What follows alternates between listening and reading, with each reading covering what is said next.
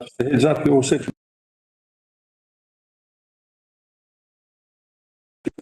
Put the camera on, let's do it. Gary Morris. So, welcome to this council briefing, 7th of, welcome to this council briefing, 7th of December. I see we have Rachel up there on the screen. Welcome, Rachel. I'm sorry you have been stricken. So you have a speedy recovery. And we'll move to the first item on the agenda, which is the review into the future for local government reform. I understand that Hayley Worthington will be presenting this item. Hayley.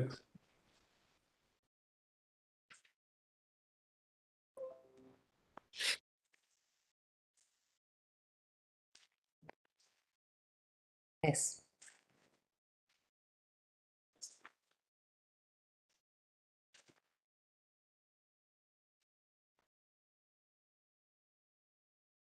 Okay.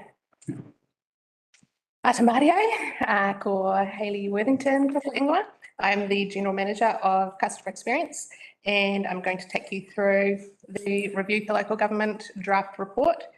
So I'll take the paper as read, but this presentation will be a high-level overview of the report. I've placed the recommendations from the report in the paper provided to you. But at the end of this overview, I'll go over the next steps and timings, and the outcome of this report is to understand your desire to make a collective submission on the released draft proposal. So, the Minister for Local Government identified that our current local governance structures and systems were designed many years ago, and they're now facing considerable pressure. Local government has become a much more complex and demanding space, and has been dealt more responsibilities with little increase in funding or capability. So further planned resource management and 3 water reforms, if implemented as signalled, will also call into question the broader functions and roles of local government, and also have implications for local governance and wellbeing. The Commission has appointed an independent review panel to find new approaches to local governance that create the conditions for communities to prosper and thrive, and that's what they've presented in this report. So the review that's taking place is taking place in 3 stages, and that involves engagement with the local and central government, iwi, the business sector, community organisations, young people and the wider public. And you can see here we are at stage 2. So formal consultation has now begun regarding the recommendations in the draft report, and Cabinet will consider public submissions made by the 28th of February 2023. The Minister for Local Government will then deliver its final report in June 2023. So a very short turnaround. So you can see there the draft report was published on the 28th of October 2022, and they've made a series of recommendations which were in your paper, but they also pose questions across key areas that they feel we need to make change. And I just want to note that some of the panel recommendations can be implemented without the need for a major reform. But overall, it seemed that building capability and capacity is really vital for councils to facilitate a more citizen-led democracy, and that both central and local government need to invest in building skills and experience to make what they've proposed a business as usual way of working. I'm going to talk about those key themes. So strengthened local democracy. The panel found that citizen participation in local democracy has been declining, and that communities have lost connection and trust with the current democratic process. They found that local voter turnout has declined significantly over the past 3 decades, and a very large proportion of people are not engaged in local body elections. Their feedback found that council decisions need to reflect a strategic perspective which thinks beyond a short-term political cycle, and that across Aotearoa there needs to be a more diverse representation, increased governance capability around the table. The report also talks in this particular area around improving elected member remuneration, the role of elected members. It talks about our Lagoima processes and how they need to be more fit for purpose, And they also talk about the possibility of Local Government New Zealand completing health checks across councils as well. It also recommends the need to consider ways in which we could use digital tools or education to help increase community understanding about the role of local government and lead us to greater civic participation. So authentic relationships with hapu, iwi and Māori. The panel finds that treaty-based partnership between Māori and local government is crucial. And the panel found that while there's goodwill and positive examples of change across the sector, the local government and Māori relationship is inconsistent across Aotearoa New Zealand and often falls short of a treaty-based partnership. So to respond to those challenges, the report proposes a fundamental change of the Te Tiriti o Waitangi provisions of the Local Government Act 2002. And recommends a strategic role for Māori in identifying and addressing priority outcomes that can lift the community wellbeing. It also identifies mechanisms for partnership and engagement and proposes improvements to Māori representation around the council table and building capacity and capability with the local government sector. A stronger focus on wellbeing. So this is really around allocating roles and functions in a way that enhances local wellbeing in the community. And I'd say that fundamentally, the panel considers this to be at the core of their future for local government proposal.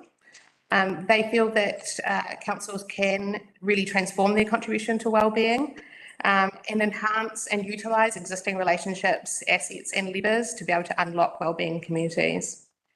They see that the starting point for allocating roles should be at the level of government closest to the affected communities, so having services locally rather than centrally. And they identified opportunities to explore specific changes to areas like housing, urban development, public health, economic development, waste management and building consenting. A genuine partnership between local and central government. So the panel found that central and local government relationship is strained and that there's a lack of trust and confidence in both directions. They see that a reset's required to create a relationship that enables a unified approach to be able to tackle really deep and complex intergenerational issues. They've found that there's really no consistent approach to collaboration between the two governance systems and that the systems are fragile and also reliant on individual councils as well. They see the need for a more systemic collaboration, so having tools for better alignment and also looking at things like partnering and co-investment for the benefit of communities. The panel sees that the central government should be making use of the strengths of local government, so identifying that we've got relationships, resources, skills and tools they don't have access to. And they also identified a need for a stronger statutory process to enable that co-investment, and that's towards agreed regional outcomes and a shared investment approach towards achieving local outcomes as well. It takes us to equitable funding. We know that the current funding arrangements for local government are unsustainable, and among recommendations, the panel found that specifically the passing of unfunded mandates to local government need to end, and that regulatory interventions that are being made without enough regard for the impacts on local government need to halt. They identified new funding mechanisms need to be established, because councils are currently constrained in their ability to introduce alternative systems. That ratings should be retained and simplified. They are the primary funding mechanism, and that seems to be appropriate. However, the rates setting and planning processes need to be simplified. The panel also believed that councils will have a significant and growing role in driving the mitigation and adaptation responses to climate change. Therefore, an intergenerational national funding mechanism has also been proposed in this section.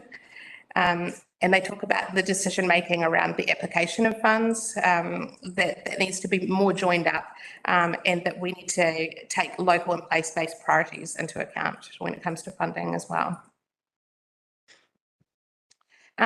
So system stewardship isn't one of the key parts of it, but they talk about this quite a bit throughout the entire report. So I just want to touch on the system and structure as well. So the panel believe that the success and sustainability of local government really requires a system to be designed that can support the needs of our community and foster that local wellbeing. And that the successful future system and structure needs to enable people to be able to have their voices heard, and also needs met locally, and to leverage regional connections and resources. They found that to ensure better value spend and to minimise duplication, and to get the best use of people and resources, that we need to collaborate, innovate and share services regionally and nationally. And that central and local government need to explore and agree to a new VT consistent construction system design to support their design principles. They also recommend that we invest in a program that identifies and implements opportunities for greater collaboration from the local level right up to the national level. So the structure, so it doesn't matter what the system looks like, but if we don't have a good structure to go underneath it.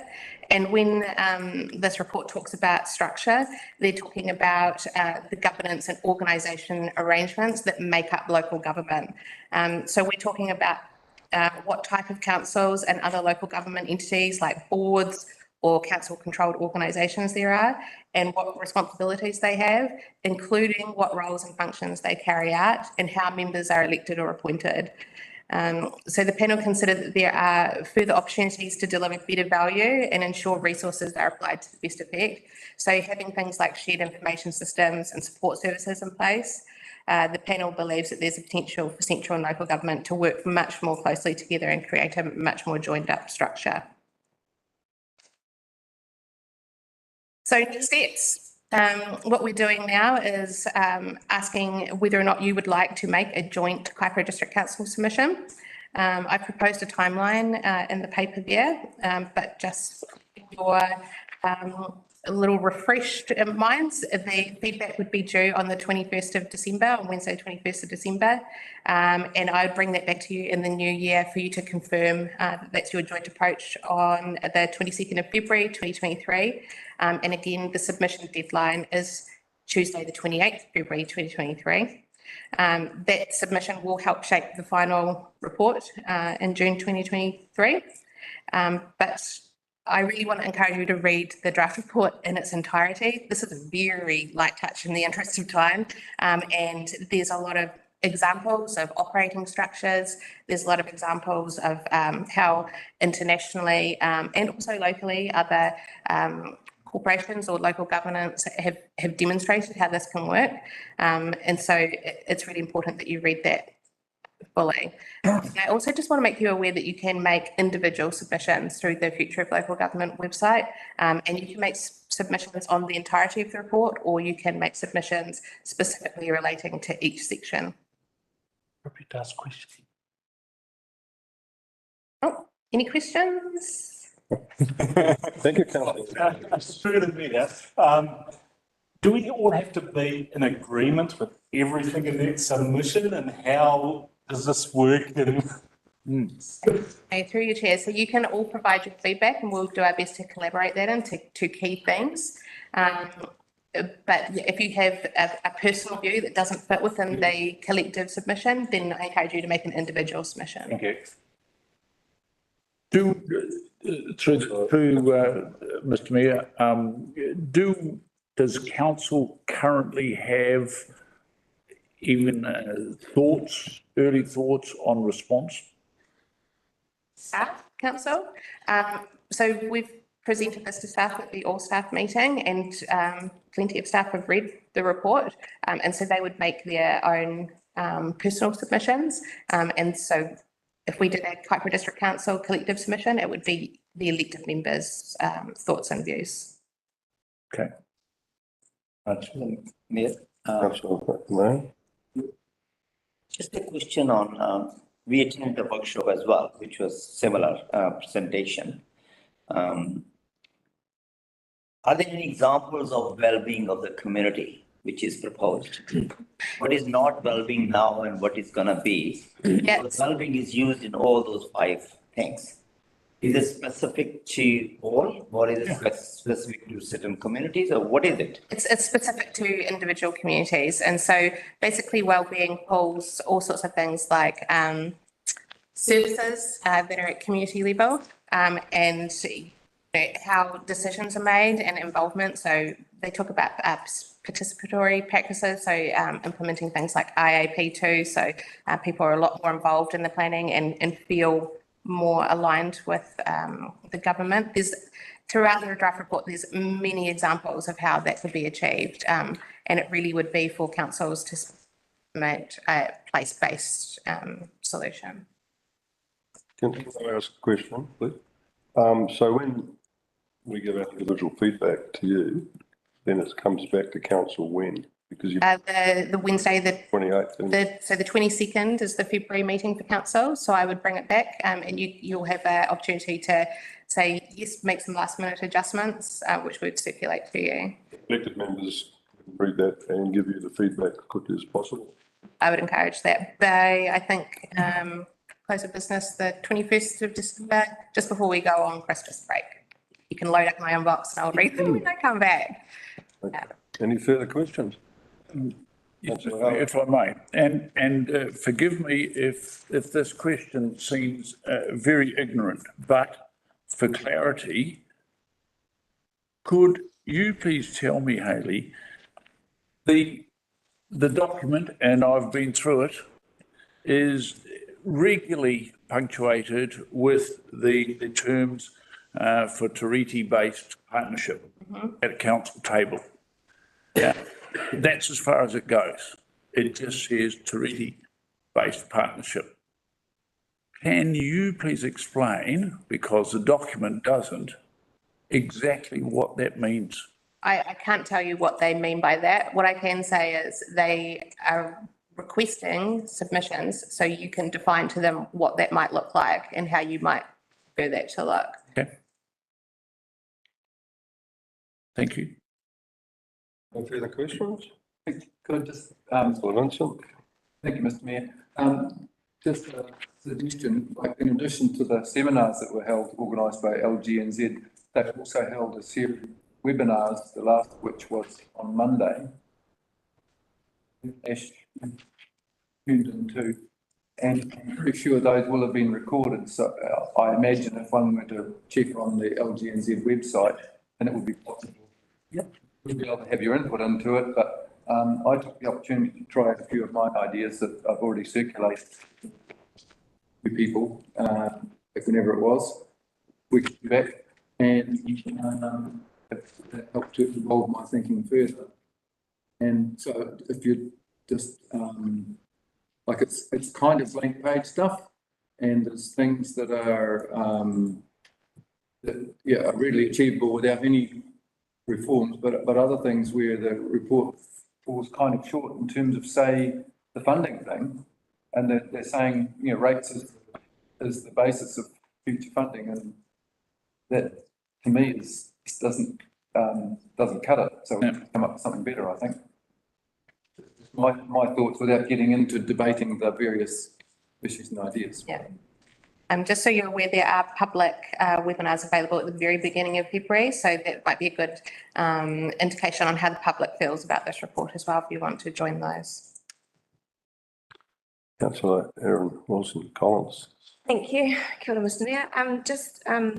Thank you, Hayley. That's really informative, and the report's really great too. I just want a question for clarification. So we're going to provide, as elected members, our feedback by email to you rather than actually provide direction at this meeting? Yep, if you provide feedback, then I'll collate it all together and provide it back to you on the Wednesday, the 22nd council meeting. Great. Could I make a request of the fellow elected members that we CC each other in on that feedback that we're providing? Because I find it really helpful.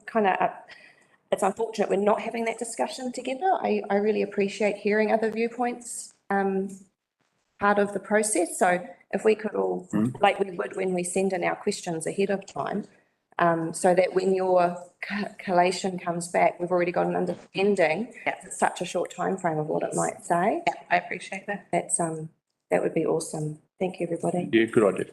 Just a question on that too, like if you overlay the time commitment responding to the, Three Waters bill as well, how's that looking? Look, we're under a very short deadline for local government reform, the Resource Management Act and Three Waters. The government has given us a very short space, which I believe probably is to shoehorn their election period. And we don't have much control over that. No control over it, I should say. Councillor Howard? Thank you, Mr Mayor. At the LGNZ workshops in Whangarei, they did talk about going back to government to try to get some sense and push back the date. Has that just been refused point blank, or is that still ongoing? Through you, Mr Mayor, if I could. So I'm on the board of Taituara, which is a staff organisation. So I requested the CE write to the minister in this space, particularly around the resource management reforms. LGNZ have taken it up and done a joint letter with Taituara to the minister requesting an extension. Apparently we haven't got an outcome yet, but the extension was requested at least an extra month or two. Yeah. So that's what they've asked for. So once we get an outcome, we'll know. Because they're touted as being the biggest, most significant reform you're going to have. Absolutely. Living memory, and you've got 3 weeks to provide an answer. That's the point. Okay. Any further questions? Okay, thank you very much. Kia ora. Ellie? Thank you. Yeah, very good. The next item is the Resource Management Reform on Built Environment Bill and Spatial Bill. And Michael Day will be presenting this. Thank you, Michael. Thank you, Chair, and just follow the theme of reform. Minutes. Good morning, elected members. Thank you.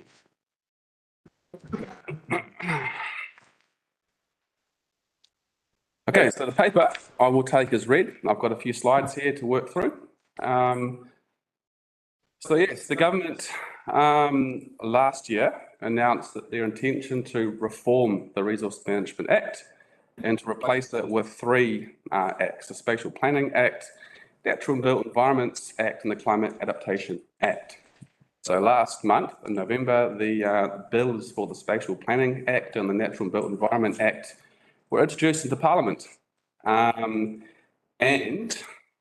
they have given us currently until the 30th of January only to provide submissions. And may I say, I am bitterly disappointed with that personally, as this is the biggest reform in the resource management space in 30 years.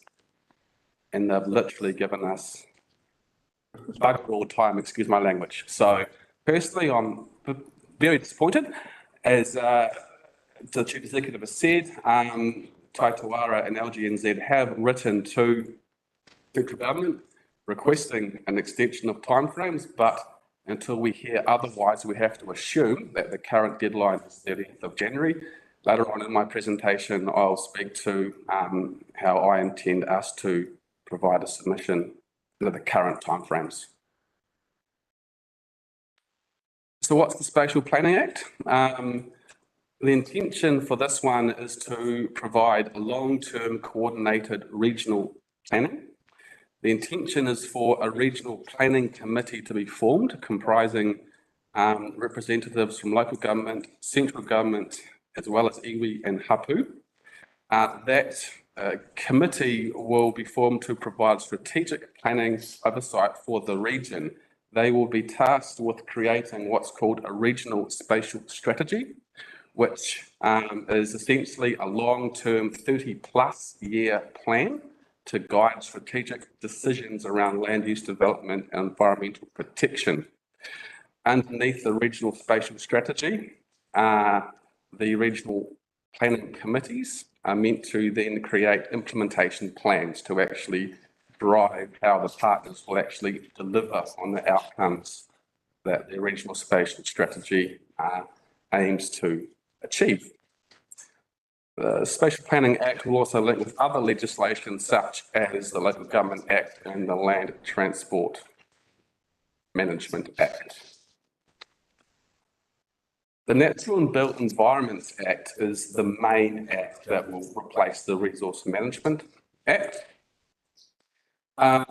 Look, key points in this act, and may I say, again, just going back to the timeframes, this bill alone is 880 pages. It is a whopper of a bill. So there's a lot to get across. 15 schedules. Essentially, it's taken most of what's in the Resource Management Act now, tweaked some stuff, transferred it across, and lobbed in a whole more information. So it's very, very, very big. The intention under the Natural and Built Environments Act is that the regional planning committees will be tasked to prepare what's called a natural and built environment plan for the region. So one single regional plan for each region. The plans will focus on promoting positive outcomes for the natural and built environments. A key part of this act is that the intention is for central government to play an increased role in the resource management system through what's called the National Planning Framework. And that will draw together all the current pieces of national direction, such as national policy statements, national environmental standards, into one single body of one single framework that all regional planning committees have to have regard to when they develop their natural built environment plans. Any questions so far, or shall I get through the presentation and then take questions after? Louder? Yep, it's fine. Keep running. Okay, so look, hopefully you can see that. It's just touching on the current, I should say, the proposed implementation timetable. What you can see here is that the first intention is for regional planning committees to be formed, and they have to be formed by the end of 2027. Once these planning committees are formed, the regions will be tasked with creating regional spatial strategies first. They have to be done by the end of 2029. After a region has a finalised regional spatial strategy, and I'll say this again, after a region has a regional spatial strategy, they will then have to create natural and built environment plans. The intention is for those plans to start from 2028 and be finalised by 2033.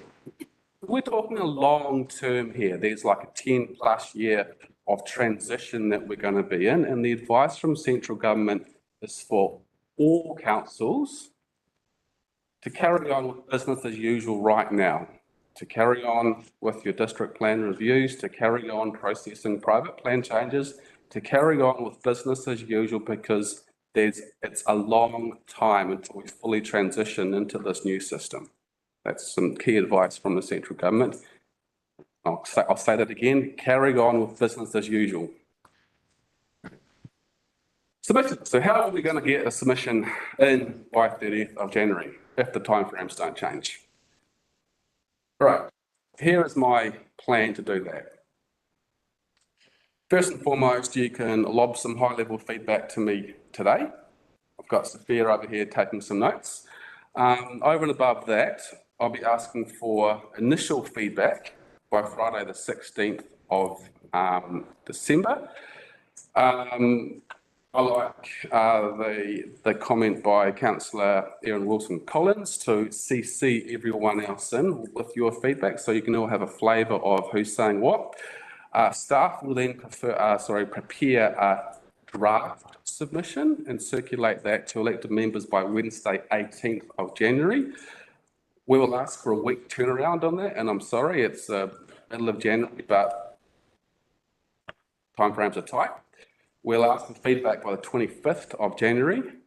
We will then turn that draft submission or submissions into a final submission or submissions, one on each bill, by Friday, the 27th of January. And I say by Friday because Monday, the 30th is anniversary day.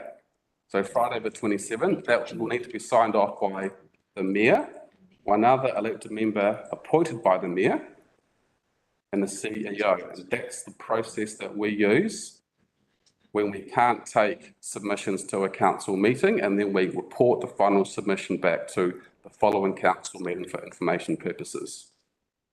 So that's the process I recommend that we take till we hear otherwise, that the feedback period, or the submission period has extended or not, because we can't assume that they will change timeframes. So my view is we run hard at this and stick to this timeframe.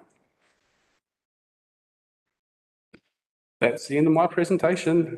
Thank you. Can I ask a question? Have you read the 800 pages, Mike? Pardon, Worship? Have you read the 800 pages? Oh, yeah.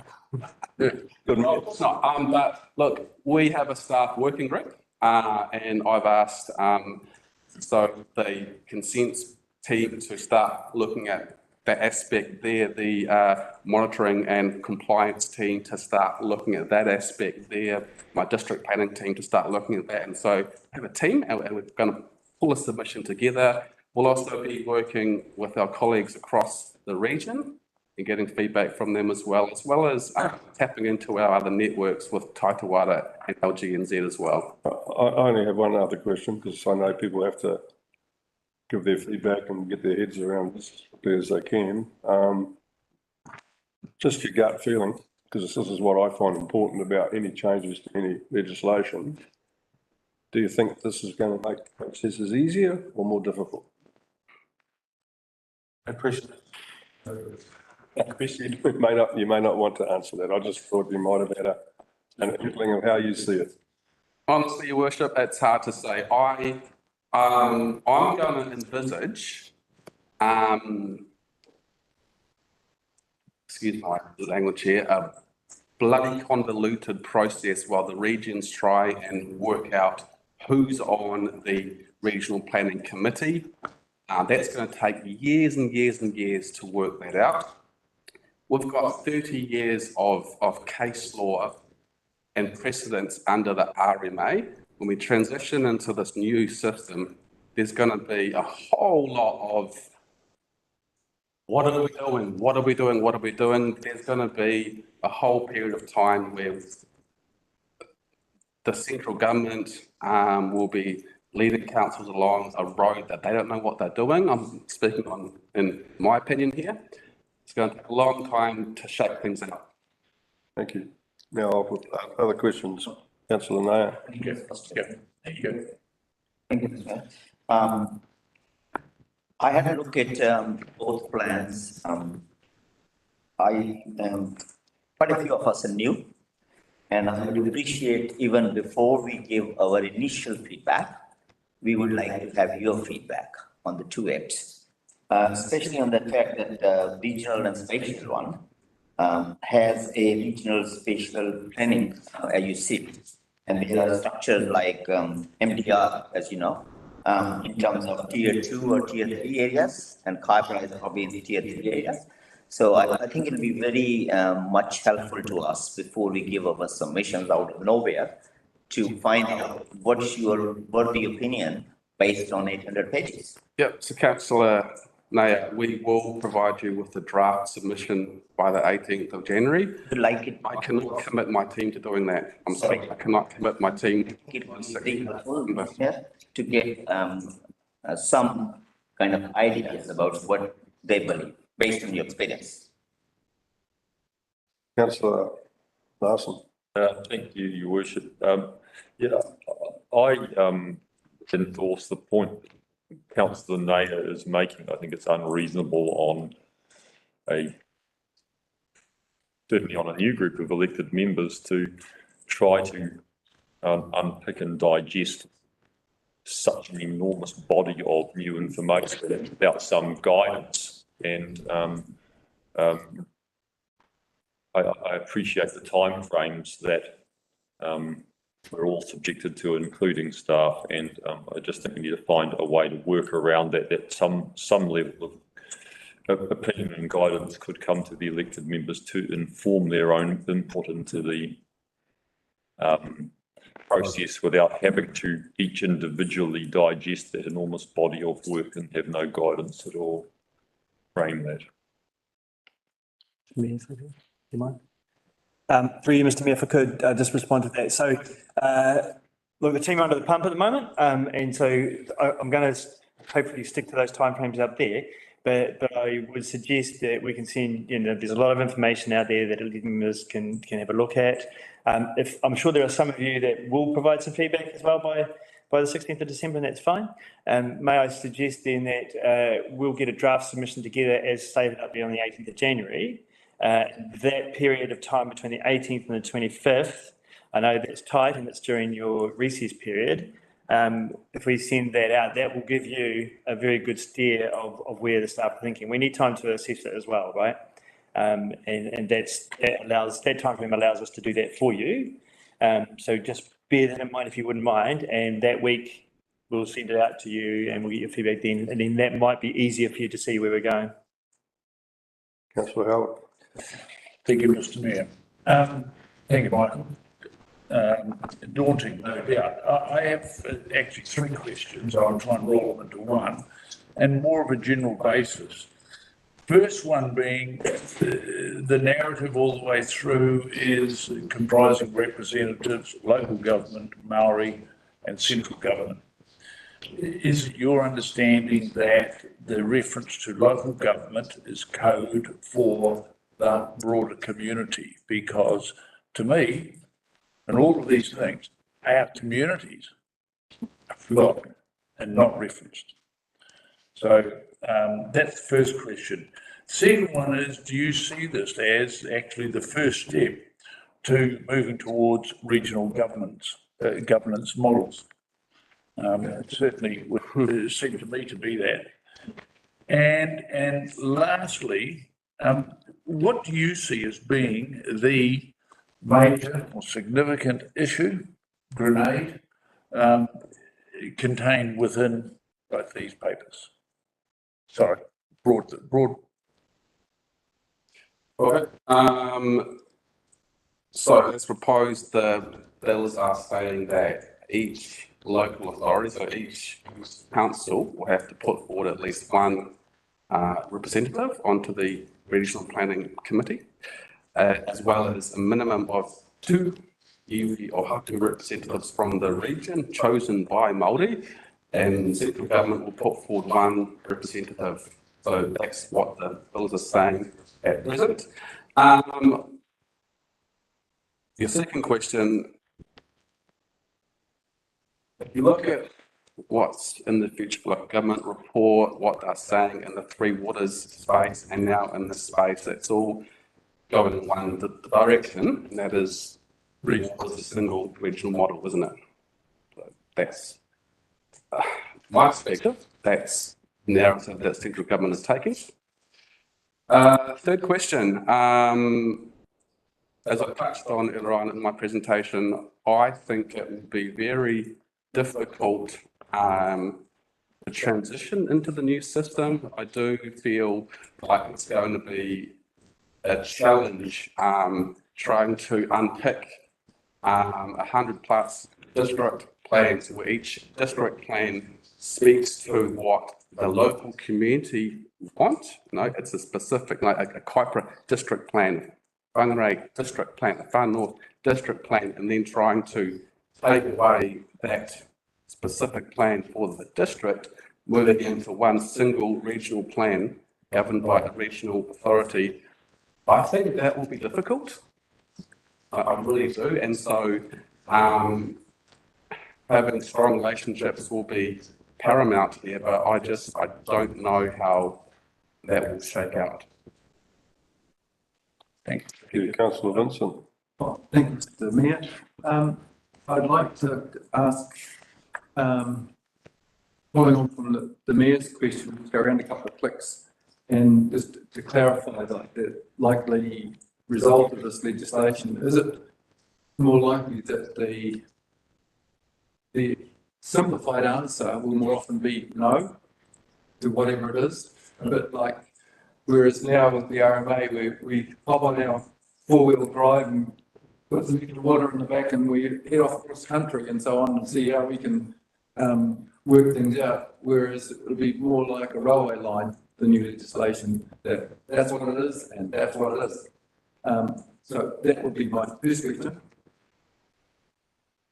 Is that a valid analogy to make? I don't know. Okay. I don't know. So my second question was, has anyone got Minister Parker's phone number? Thank you, councillor Manderson. Through you, Mr Mayor, is it being driven by central government? Yes. And is your stated plan to absolutely screw up the community and involve everybody in 800 bloody pages and all the rest? I want no part of it. I can't imagine a developer with any common sense that wants to get involved with this. For a marginal return, why you would go through all this absolutely amazes me. And I've got hundreds of developments. I've never seen or heard anything more stupid in all my life. Okay, it's a statement, not a question. Thank you, councillor Vincent. If I could just leave off that statement, Mr Mayor, I'm not sure, I'll put it as a question if we need to worry about that. Perhaps has Councillor Manderson seen the letter to the editor written in recent weeks by Graham Parfitt, a very experienced planning consultant who has done work in our area, saying the problem all along has not been the legislation so much as the way it's been implemented. Right. It's the problem. So maybe we should have tidied up the old act instead of chucking it all out. Well, A new one. it's just the way it was implemented, and which then begs the question as to whether we get the new reforms in, and we'll come back to an implementation problem again. Yeah, if you'd like to pass that over to the members, please. It was just in the letter from the Herald. From the Herald, okay, thank you. Yesterday, Mr Mayor, yes, I would add to that, if we had to choose the lesser of several evils, the Resource Management Act, as it was originally drafted, was probably fairly reasonable. It was the interpretation of it. It slanted to look at one aspect at the cost of the other aspects. If it had been decided by any people with an involvement in the game rather than in manipulating the management of the game, it would be quite okay. And to go down this track for the next few years, all it's going to do is they ensure that the development is fine. I think you should put that in the submission. Yeah. Do you have a question? Yes, thank you. Lance? It may have already, I've got two questions here, but they may have already been answered. I just want clarification on it. With the federal stuff on how councils should involve the community and everything else, and yet I just want to clarify this. Central government, local government, and iwi, and there's no mention of private systems, no mention of private enterprise anywhere. Am I correct? Because I'm willing to find it where the people, individuals have a say, but there's nothing involvement in committees. Am I correct there? So, through the chair, the intention is that when the regional planning committees prepare a draft natural built environments plan for that will be subject to public consultation like district plans and plan changes are in the current framework, and so then the public would have an opportunity to provide submissions on the draft plans, similar to the current system. Okay. That's the intention. And the other thing is, in our writing and our work that we're going to do on the district plan, which we were hoping that was going to see this district through for the next 20 years. Are we going to have to get more aligned with the central government, different zones, to create less of a disruption when this comes in? Or are we going to go through another replanning rules within the next decade for landowners and? Mildly, just going back to this here, what I've said is that the national planning framework is the first thing that I'll be working on. The national planning framework will incorporate all the current national policy statements. For example, the national policy statement on highly productive land, on freshwater management, and all the natural environmental standards. They'll be transitioned into the new system.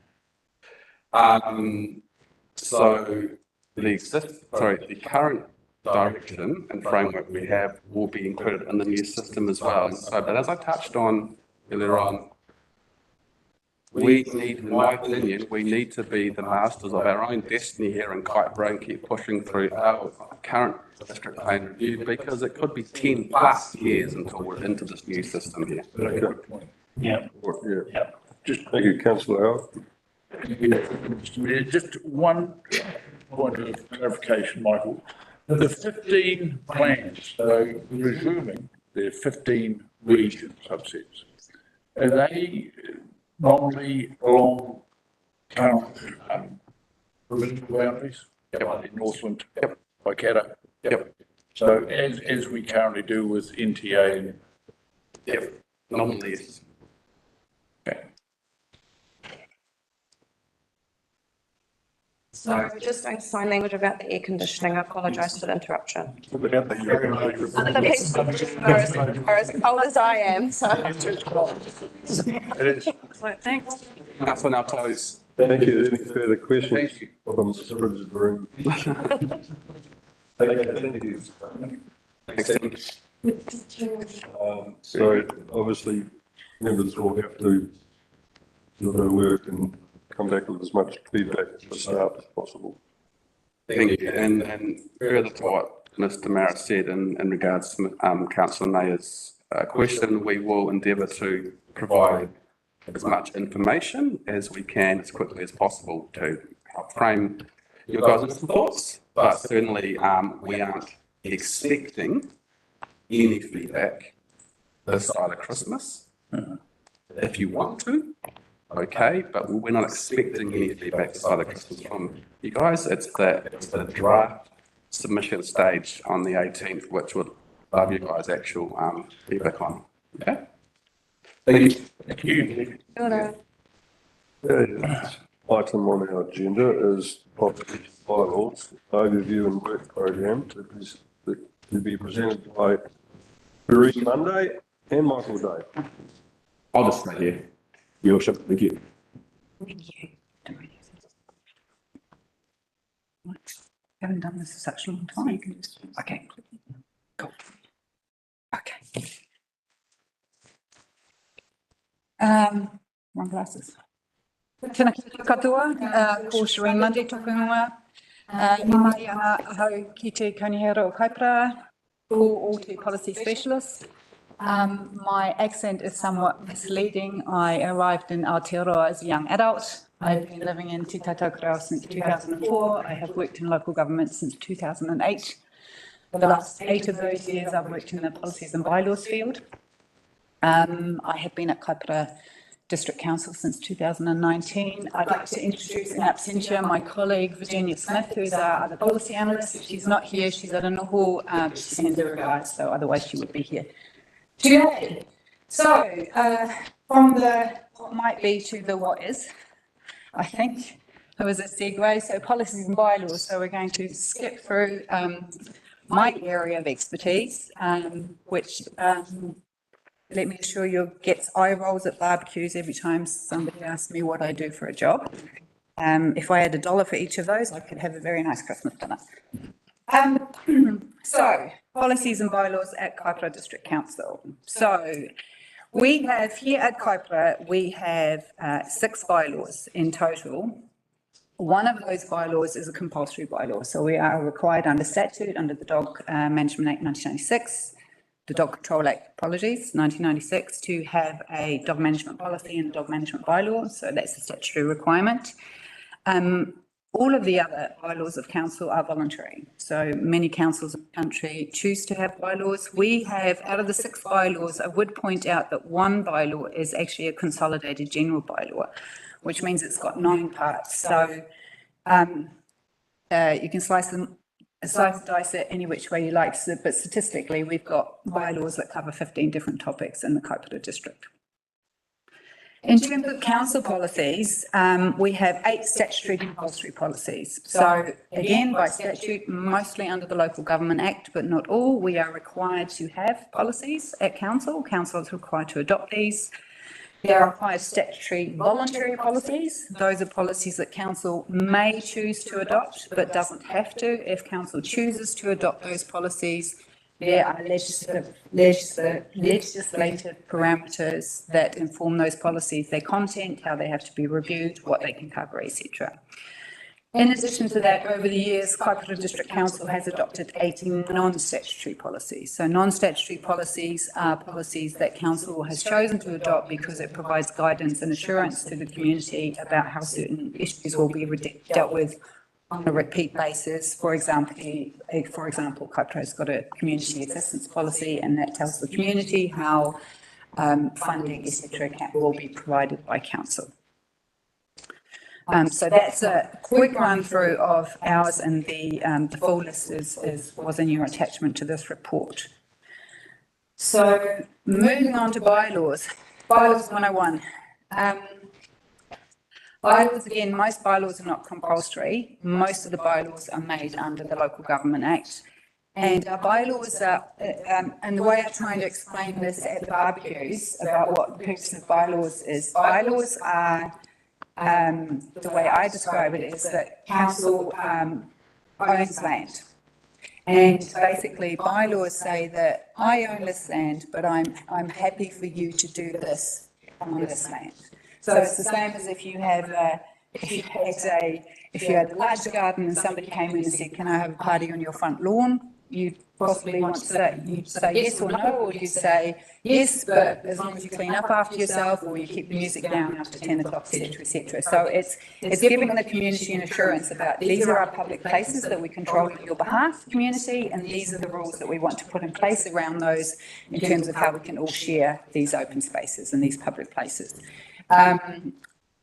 So those bylaws are guided by legislation. So Section 145 of the Local Government Act provides that council can make bylaws to protect the public from nuisance, protecting, promoting and maintaining public health and safety, and minimising the potential for offensive behaviour in public places.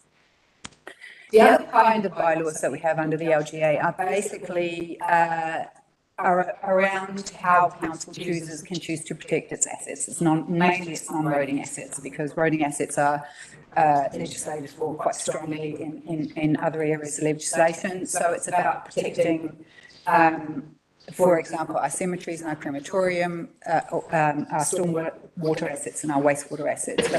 Those are asset-related bylaws. So bylaws under the Local Government Act are subject to specific tests. So the idea is that they need to be the best way of addressing the perceived problem. So is a bylaw the best way of addressing the perceived problem? And also whether there are any inconsistencies with the New Zealand Bill of Rights Act. So council has to make quite a few determinations in its consideration of making a new bylaw or a reviewing bylaw. Does this meet those tests? There are bylaws that are made under other acts, so the Reserved Act, the Land Transport Act, etc., allows. Land Transport Act doesn't exist anymore. I don't know what I was thinking there, sorry. So there are other pieces of legislation that allow council to make bylaws. The Health Act, for example, is another bylaw making provision in statute. So bylaws, most times that we as staff come to you around bylaws is when a statutory review under a bylaw is required. So most bylaws have compulsory review requirements. These are either 5 years for a new bylaw or 10 years for a subsequently reviewed bylaw. They're subject to the same tests as making a bylaw. Is the bylaw the most appropriate way of dealing with a perceived problem? As a result of a review, staff will make recommendations to council about amending the bylaw, keeping the bylaw as is, revoking the bylaw in some instances, or making no changes to the bylaw. In each of those cases, council is required to consult with the community before making a final decision about those matters. Councillors will be aware of the terminology SPC, a special consultative procedure. So generally those processes are subject to a special consultative procedure under the Local Government Act. Should council wish to consider an amendment to a bylaw in between review processes, that is absolutely fine. It is still subject to those same review requirements. Moving on from bylaws to policies. So again, statutory policies, there are 8 statutory compulsory policies and 5 statutory voluntary policies. And of these, 8 have required a review period. So very similar to bylaws, council is required to review these on a regular basis. It can range from 3 years up to 10 years. 10 years is an anomaly because that is the dog management policy. Most are somewhere between 3 and 6 years. A lot of the statutory policies are financial policies. That's through you, Mr. Mayor. Can I ask, how can we have voluntary statutory bylaws? Voluntary statutory bylaws or I understood that if it were bound by statute, it was non-negotiable. You could contract more onerous than statute, but you could not contract any arrangement that was less than the statute. So I can't understand how you got voluntary statutory laws. Through the chair, there are, in the legislation, what it allows for is there are various elements in the Local Government Act that say council may choose to adopt a policy. So it is not, the onus is not on, council is not required to adopt a policy, council may adopt a policy.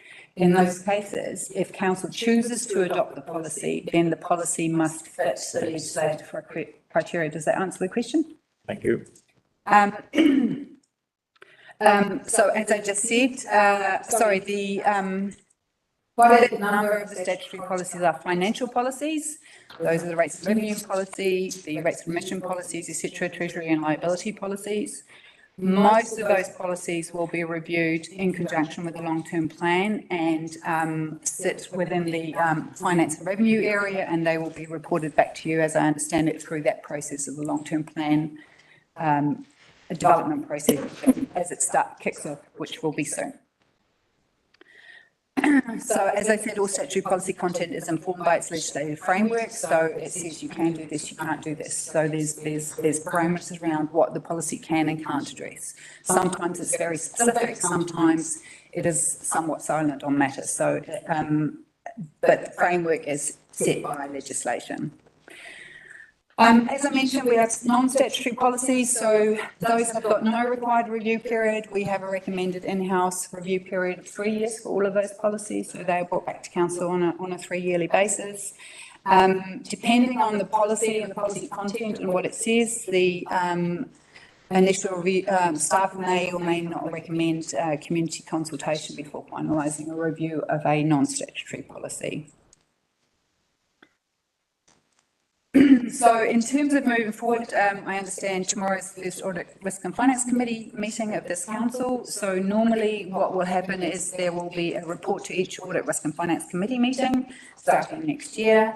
The focus of that report will be on the council policies, the bylaws and the hybrid policies of council. Now, in the report, it outlines that hybrid policies of councils are what we call corporate policies. These are policies that are approved by the executive team, not by council. However, some of them have components that may be of interest to elected members, and therefore these will also be reported regularly to the Audit, Risk and Finance Committee for your oversight and your input. We'll also go to the update reports as a watching brief on any relevant issues, so hot topics, community concerns, any legislative changes that are coming up that may may mean, council may want to look at a new bylaw or a policy or make an amendment to an existing policy or bylaw of council. An example is the upcoming freedom camping legislative changes that we will report back to council on that when that bill has gone through the House. The Audit, Risk and Finance Committee will also be a forum for any initial reports on any out-of-cycle amendment issues or new bylaw or policy topics to council. An example is a dog management bylaw situation where we have a 10-year review period, but we may have community concern in some area about the rules not quite working for the community. So we would report that back to the Audit, Risk and Finance Committee to obtain direction from council whether council would seek to be looking at an interim amendment to the policy and bylaw before the final review period. Councillor Lemon. Yes, through the mayor, I see the one coming up is the alcohol control bylaw, and that's, we're looking at February for reinstating it, are we, or am I correct here with that?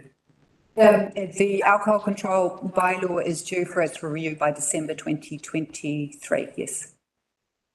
Oh, it's okay.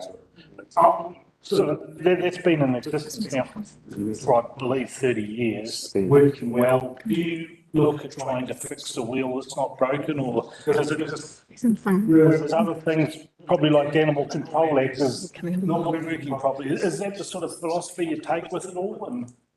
And so just to through the chair to talk to the specific question about the alcohol control bylaw, the Local Government Act changed quite considerably in more recent years, and specifically an alcohol control bylaw has got very specific legislative parameters that or tests that must be met for alcohol control areas. So it's less of a case of not fixing what isn't broken. It's more of a case of going through the review process and ensuring that the legislative tests are met in terms of how council chooses to apply the rules in the bylaw. So that is also, the Kapiti District Council policy was reviewed as a result of the legislative changes, and now this will be the first review of the bylaw post that period, and it's still subject to some additional tests in terms of crime and disorder in the legislation. So each bylaw and policy review that's due to statutory requirements in terms of best practices, does it still meet the test? Does it still address the problem that it's supposed to be addressing, and does it need tweaking around the edges, or does it need wholesale change? And that is a process that, as staff, myself and Virginia, go through with council to say, these are the issues that have arisen, this is the new legislation or any changes, this is the playing field as we have it now as a result of this review. Does that answer the question? Yeah, basically, yeah. My take from that is the federal government changing everything, and everything's up for review each time, is it? Through the chair, not quite. The alcohol control bylaw is a little bit of an outlier because of the changes to the legislation in 2014.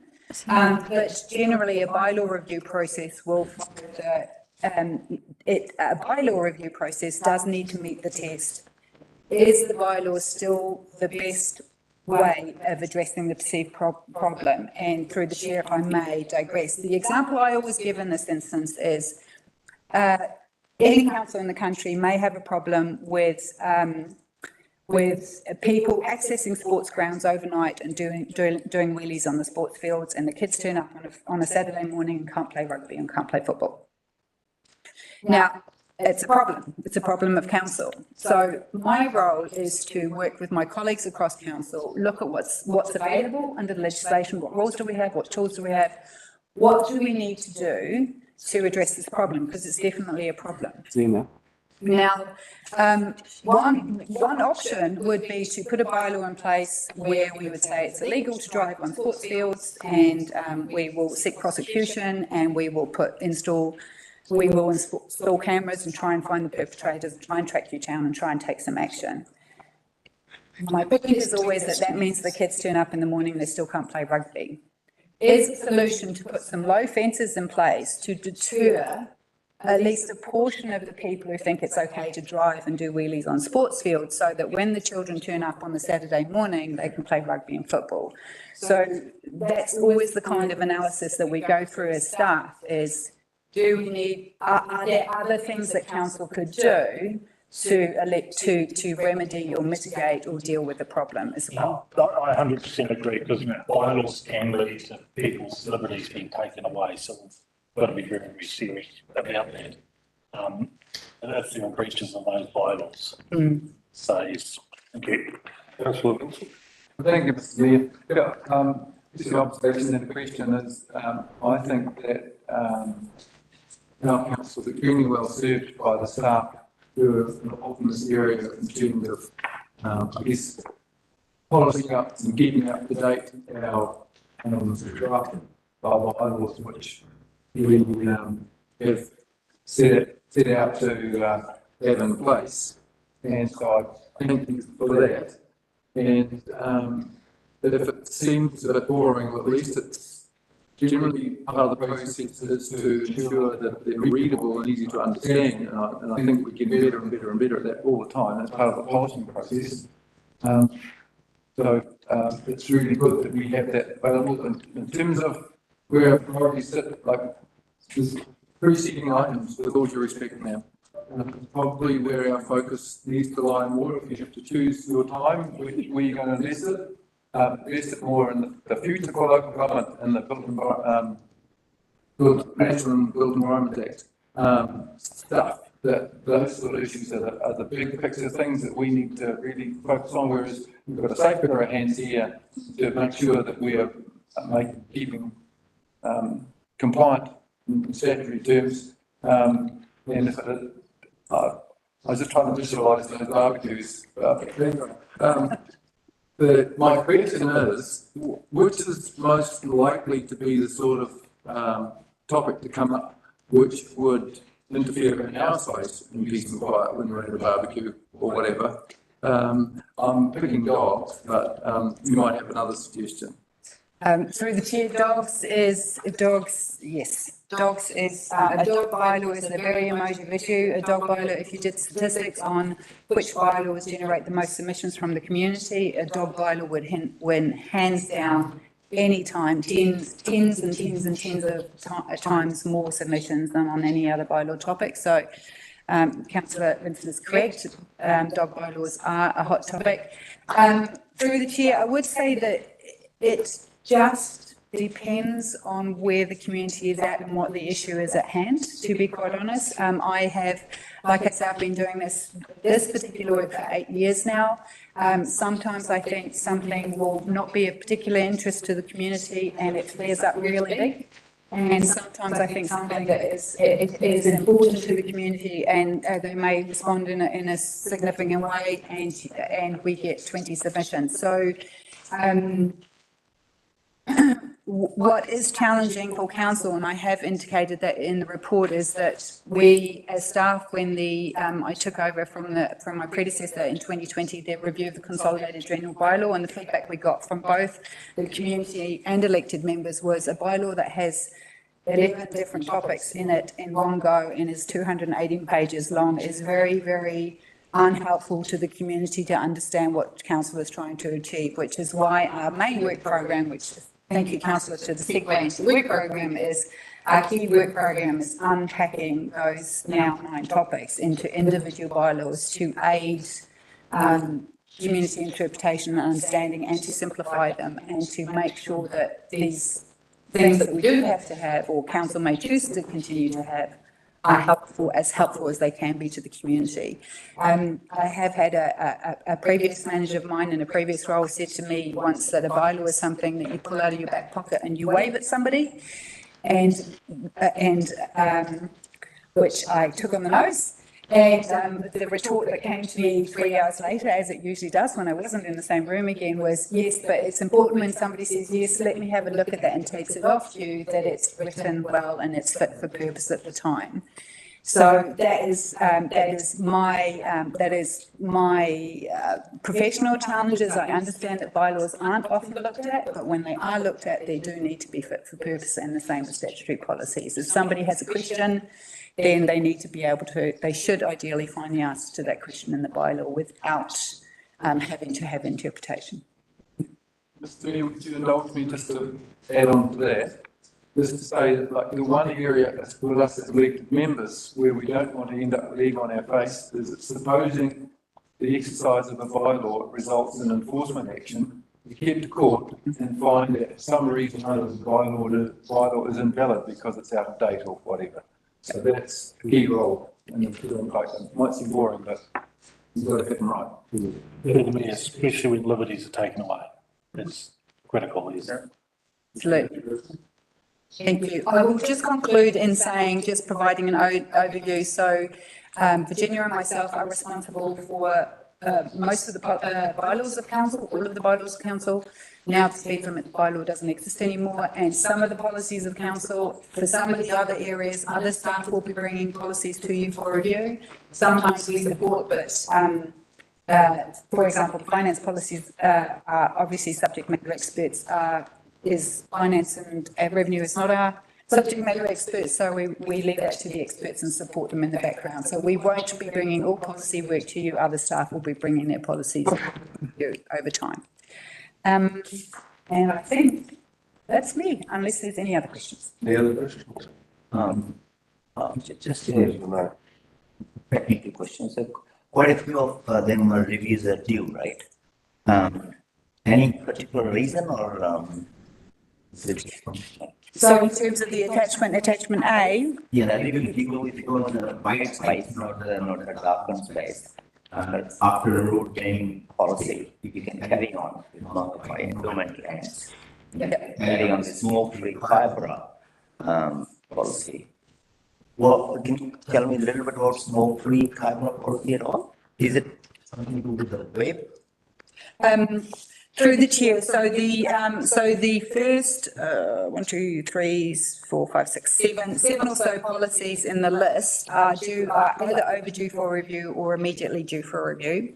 The smoke-free kaipara policy is a voluntary policy of council that defines that smoking and vaping areas, public places in the district where smoking, I don't want to say prohibited because it's a voluntary policy. So smoking, where we have smoke-free and vape-free zones in the district.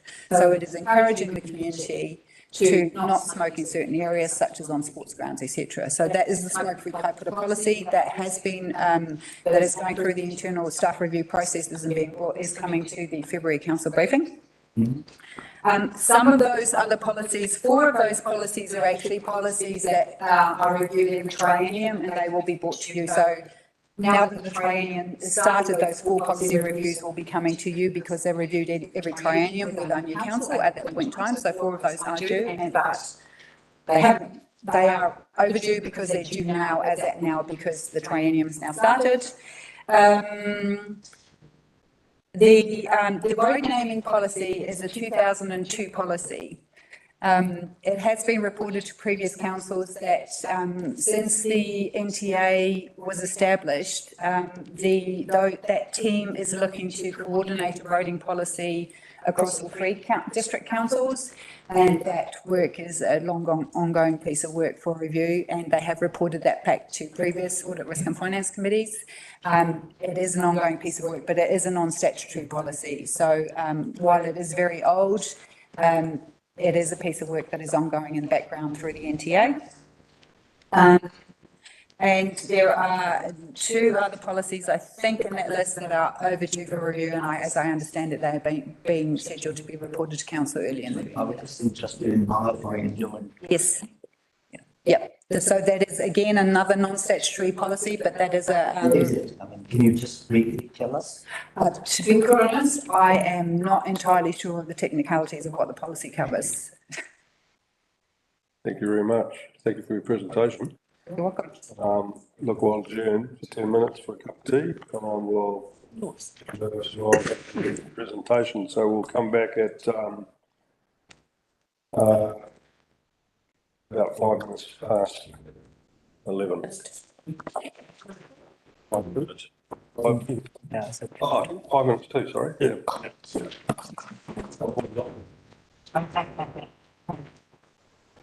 Nice one. Well done, Shereen. Ka pai. Well done.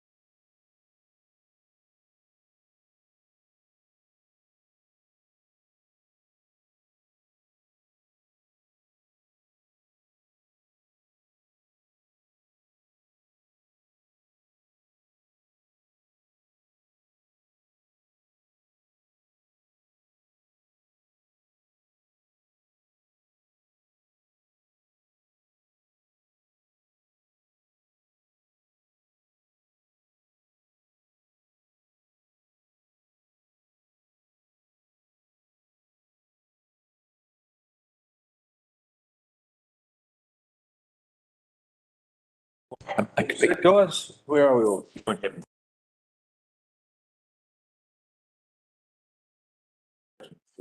Oh, good. Okay, You'll have so re-adjourn.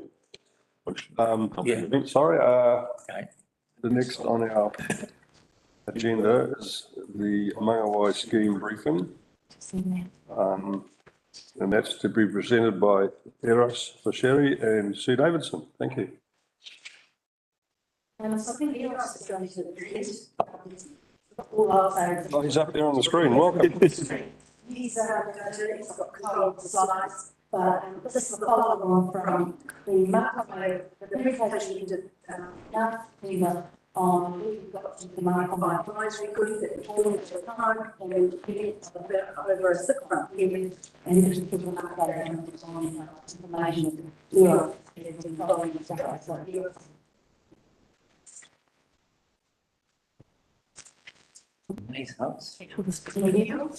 Okay, can you hear us? Can you hear me?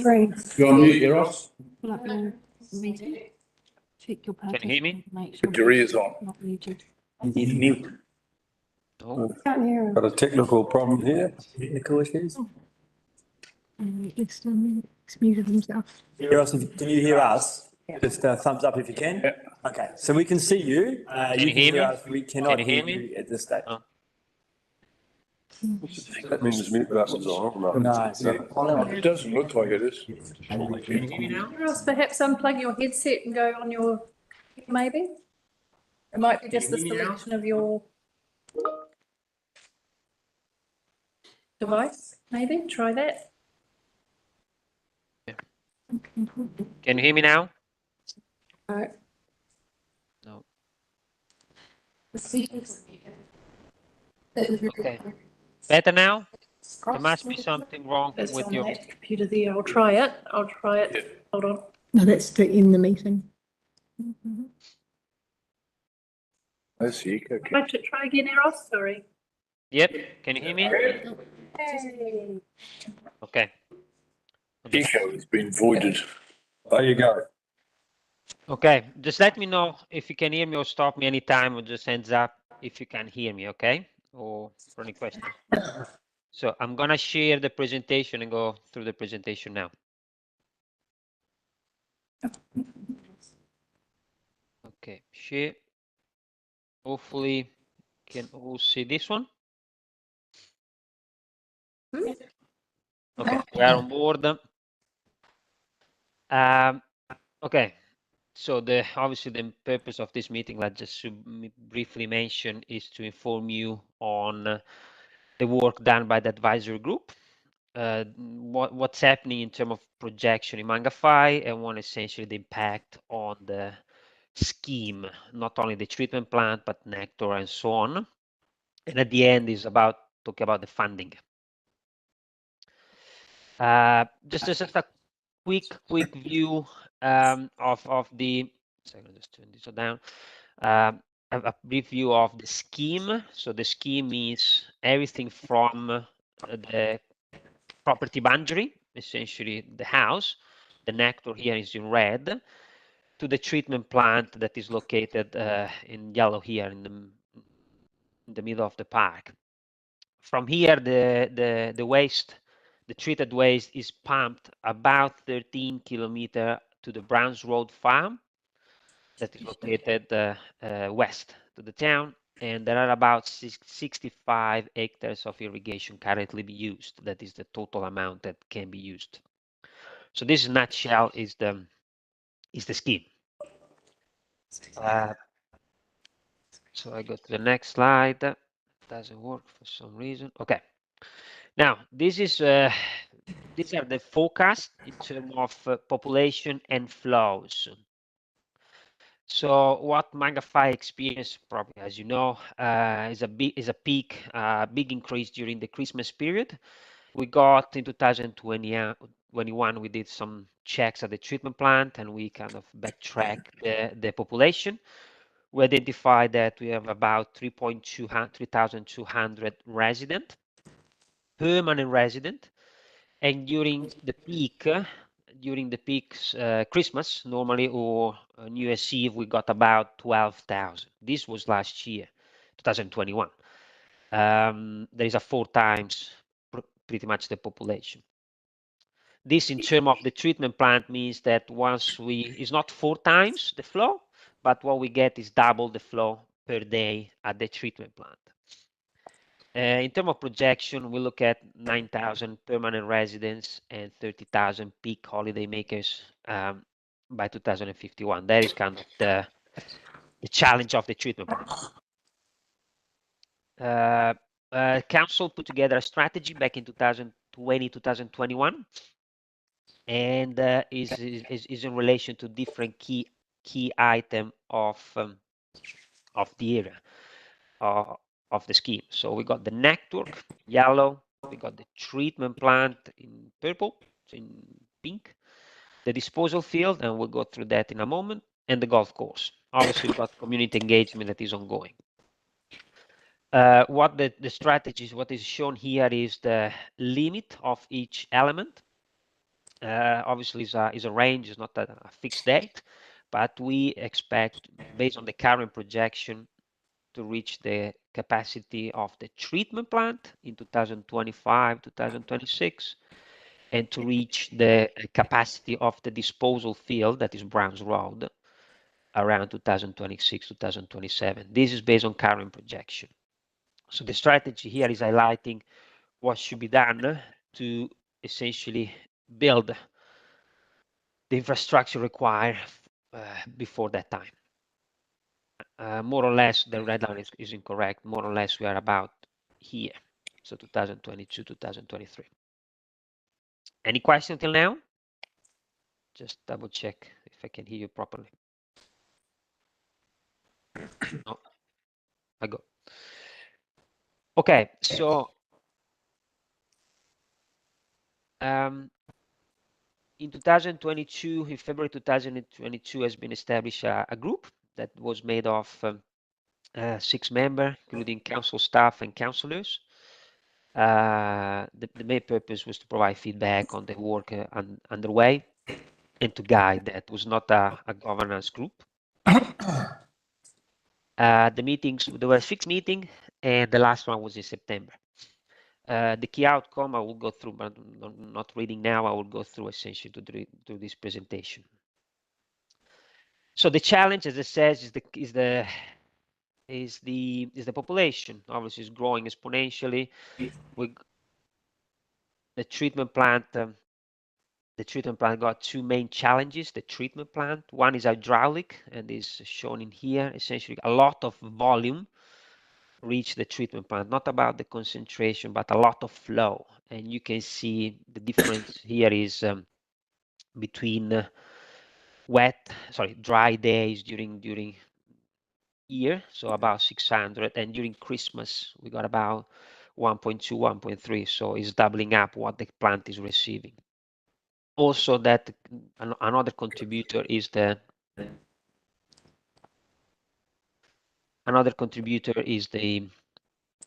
weather. So when it's wet, obviously the water finds its own way through the system and goes to the treatment plant. The next one is the organic. The next one is the organic load. That is the concentration. Especially during Christmas, we get a lot of people. Sorry, anyone want to say anything? It's kind of broken here. No, you're okay. Okay, good. Yeah, continue. Okay, the organic load is essentially the capacity of the treatment plant to treat the organic matter, and that is what brings the capacity at the critical point 2025 of the treatment plant. These are the 2 key challenges of the treatment plant.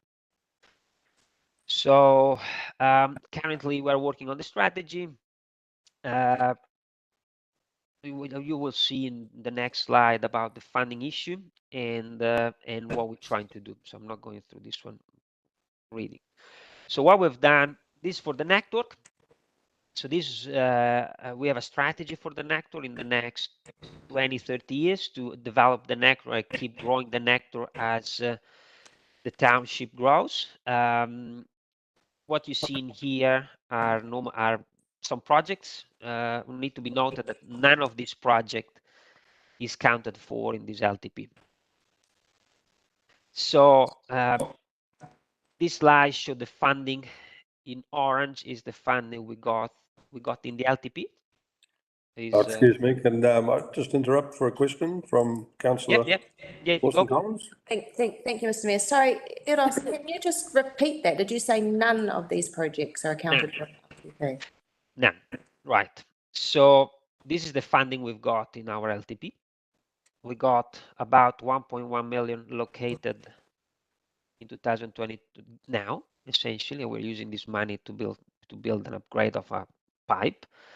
And then there is no money in the LTP since 2031 for the network. Joy. This is the profile, what we expect to have based on the upgrade program and the projection that will be required. The jump is significant. Into that's the understatement of the year, right? Previous presentation, councillor asked what the dollar of the day means. Is obviously we live at the moment in an inflationary environment. We don't know what is going to happen in 10 years.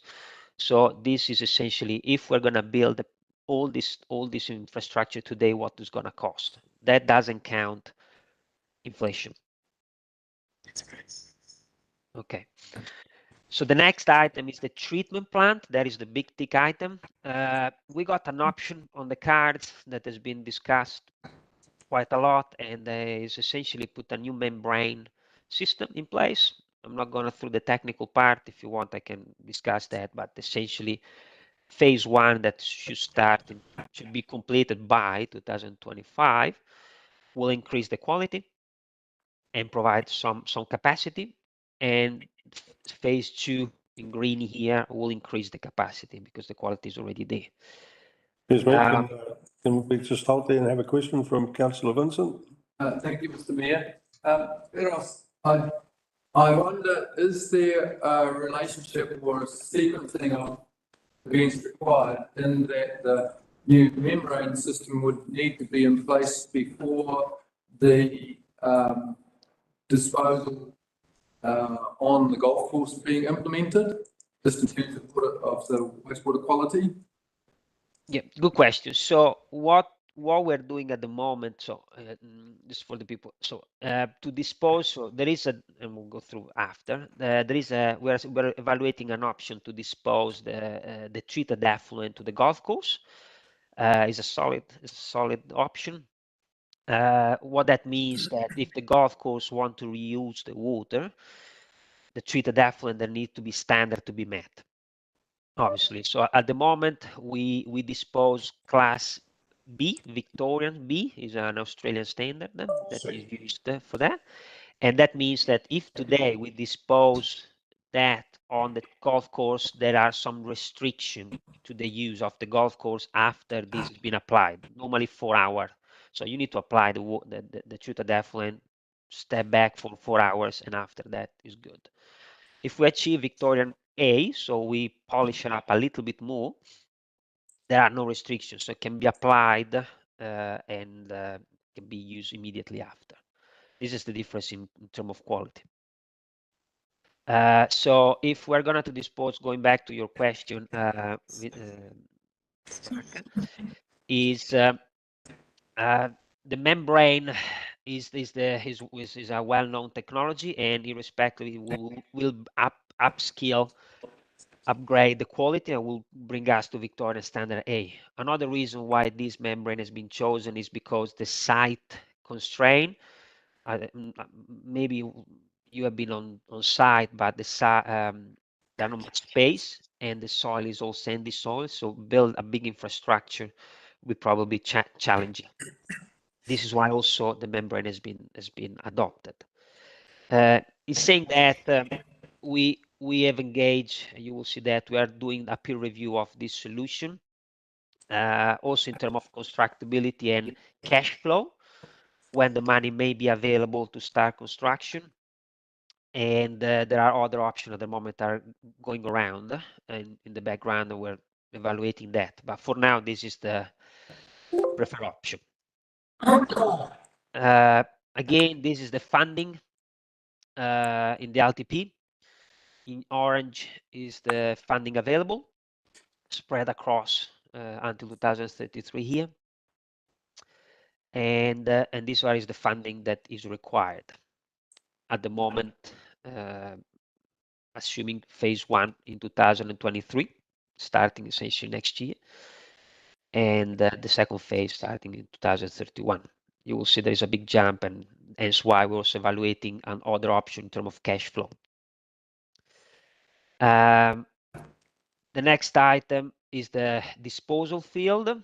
Through the Magafy advisory group, we've been evaluating different options, not only the golf course.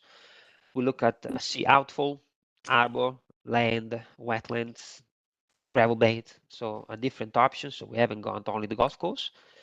Out of this exercise and also involvement with Mana Whenua, the golf course as a result had the most favorable option.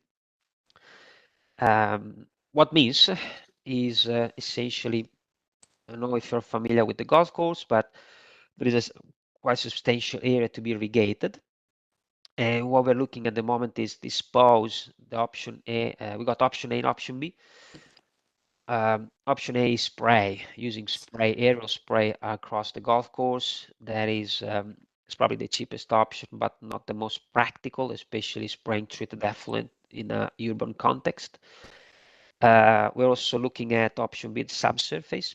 That is the one that at the moment is preferred one, even if it's a little bit more expensive. We're working on that, and is essentially disposed underground. The main area that we're looking at the moment is the practice fairway.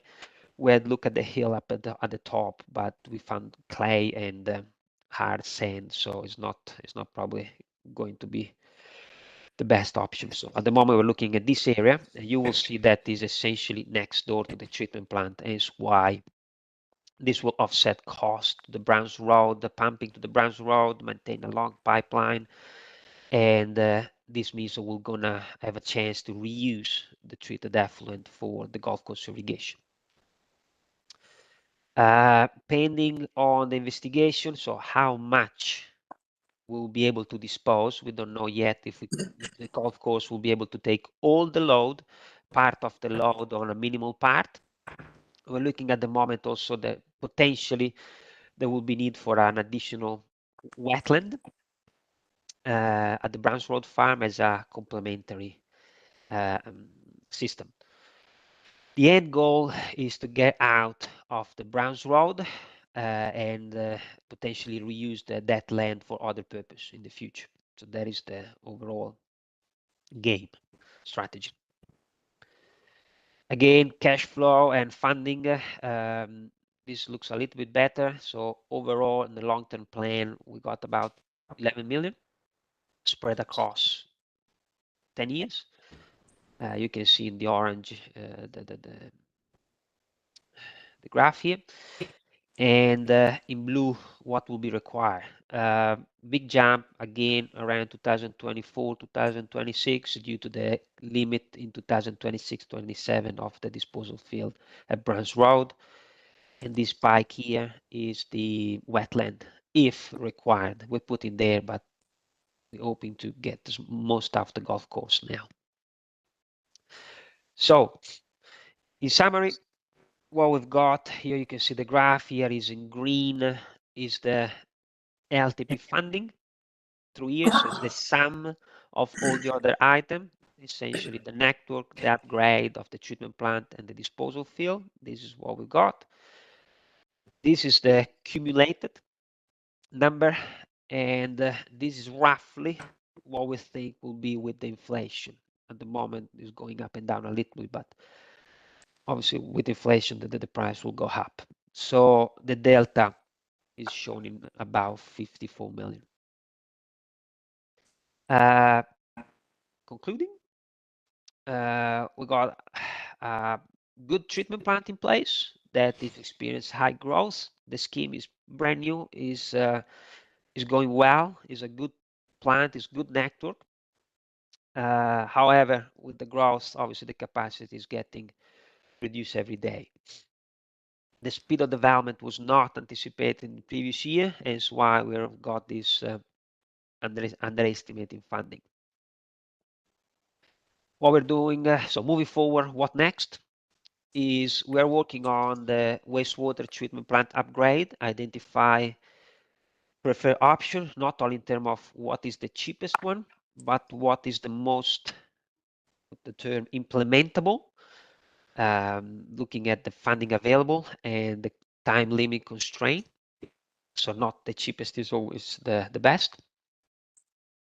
We're also peer reviewing the proposal for the subsurface irrigation to the golf course as we speak. So again, proving that this solution is valid and can be moved at the next stage. At that point, once those two options are locked, we are going to revise the strategy and kick off with the design as soon as possible.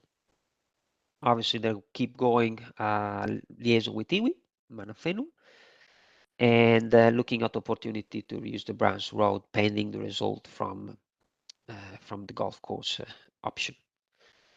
Then when all is done, obviously we'll need to revise the funding profile, where the money, if additional funding is required and when.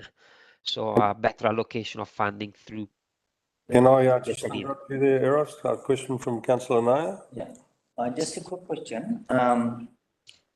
In terms of LTP versus the better option, there is more than twice expenditure. Can you elaborate where we have discharge? Why 2.5 times of the proposed LTP infrastructure strategy? Is this some misjudgment of previous development season? Development that was unexpected. And also, when you're talking about strategy in terms of sources of funding, you're talking to EV as well. Would you brief us a little bit about are they funding, are they getting involved on the sources of one question, 2 parts.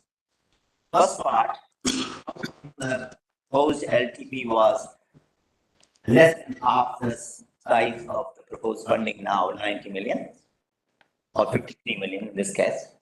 2, in your ongoing discussions with people who are involved, are there any sources of funding? Can I interrupt you there? Maybe Sue Davidson would have that answer better. Okay, sorry. So the person was. So can I interrupt? Can I pause there and get you to come up to the front just so that Eros can hear what you're saying? Sorry.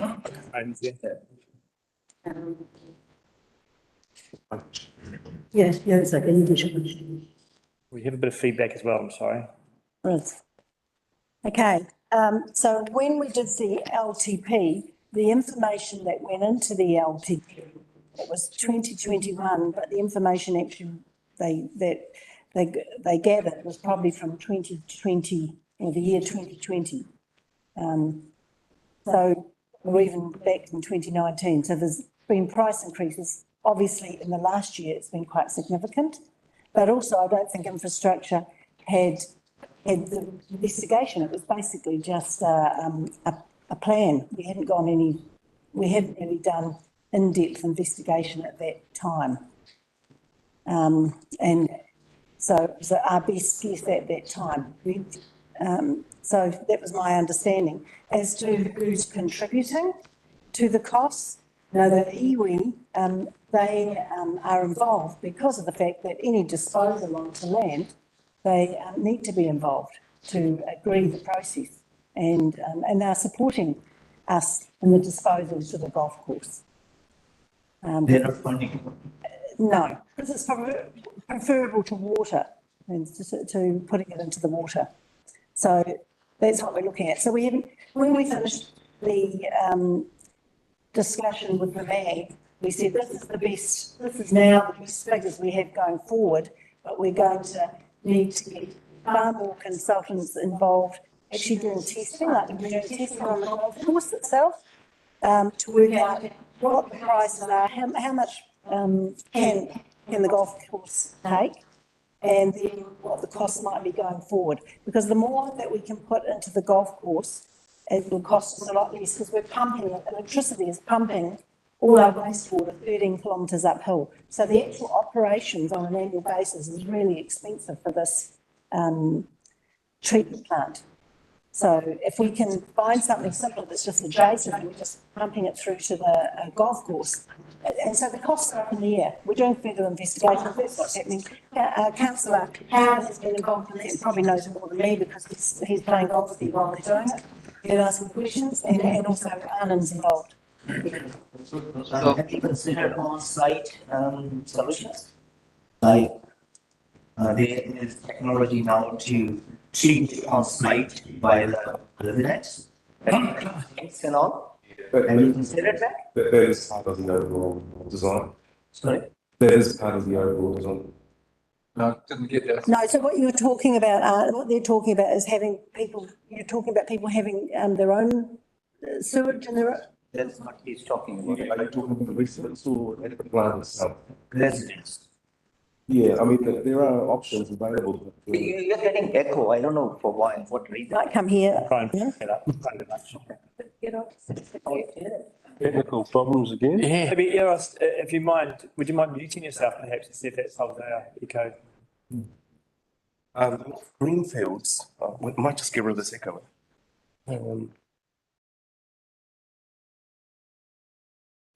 For greenfields, that is a possibility where people can have their own on-site disposal, so they're not contributing to the local reticulation. We are in a built-up environment in Mangawhai, so we've got to accommodate the existing connections that we do have, which are already obviously coming through to the reticulation. But yeah, certainly options available. Thank you. Yeah, so through the chair, following on from that, is that not something that we can also pursue? I'm looking at enabling residents who are already connected to the system to come off the system by alternative means. Well, you need disposal on your own land. So, you know, if I look around Mangawhai Central, around the Domain area, the houses are very compressed, so you need significant land area in order to achieve that. Acres rather than 600 square metres. And if I could just continue, just following on from Councillor Nair's question, we will be bringing, through you, Chair, we will be bringing a paper to Council next week that's going to highlight the mismatch between the current LTP funding and the planning work that we've recently done. So it is fair to say that, you know, we are putting more effort now into asset management and asset planning, and getting better definition on outturn costs of projects. So, yeah, no surprises, the paper will be coming through to Council. What are you going to ask, Councillor Hudson? Thank you, Mr. Mayor. I was just, I guess, Councillor Nair's question butts up against the draft district plan provisions, and a guideline, regardless of zoning, is that you allow 3,000 square metres per lot where on-site individual disposal is contemplated. And I guess that also would be, in a way, would be going back to the future, where the reason for having the Mangawhai sewage scheme was of contamination of the waterways. As a result of individual on-site systems which fail on a regular basis because there's such a wide variety of ground conditions, ranging from sand, which might be too permeable to allow sufficient potential time of treatment of the water, through to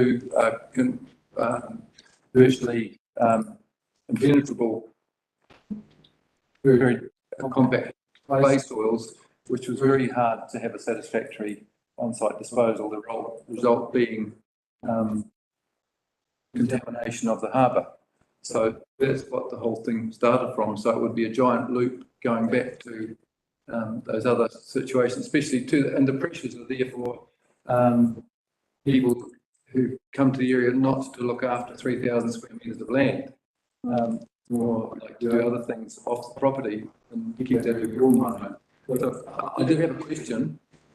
Before that, which was, could we see, in relation to that graph showing the spending demand and how far it's getting away from what's being provided for, an increase in the number of rating units contemplated in that, to get a handle a bit better on what the impacts are would be for individual ratepayers. And I guess it'd have to be another line for development contributions and stuff as well, wouldn't it? So through the chair, we'll be doing that as part of the LTP, but I need more definite figures. At the moment, we've got whatever business that is doing testing on the golf course. They're going to come back. They're going to be able to give us a much better estimate of the costs and what it's going to actually cost. We've put some estimates there for disposal, but if once we know how much the golf course can take and we'll get more definition of costs, and then we'll be looking at the membrane too.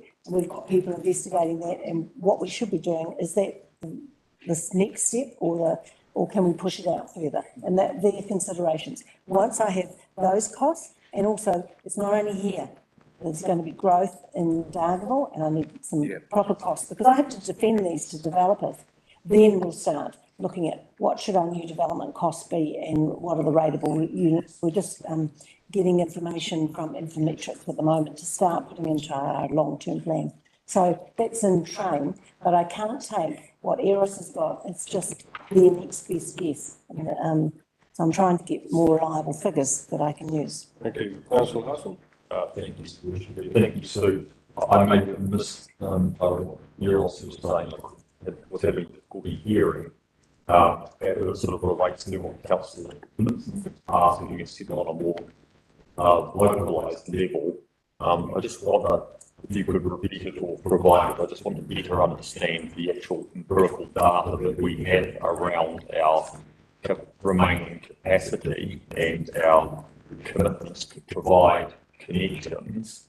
Those are things that we can answer rather than, obviously modelling given on outcomes in terms of this. And I know that we're trying to move away from modelling on the basis of connections, but that's an easy thing for us to understand is if we have used the connections metric. And so with regard to that, the three things that I'd like to understand better is maintaining capacity defined in connections of the existing scheme without any of the alternatives implemented. The second thing is the number of lots that are paying the capable of connection fee or rate, which for those here who are new to the subject is a rate charge to those capable of connecting to the scheme but unconnected and who pay 75% of the targeted rate for not being connected. And the third point that I'd like to better understand is the number of new lots that have been consented subdivision on the proviso that they are connecting to the wastewater scheme, but that has not yet been connected. That would then allow me to understand what redundant capacity we still have left without making any move to any other new options. And so answering you, I think with the existing scheme has different capacity for obviously different parts of the plant. But for the disposal, which was the first thing I think we were going to run out, it was about 250 connections to 300. I mean, round about that.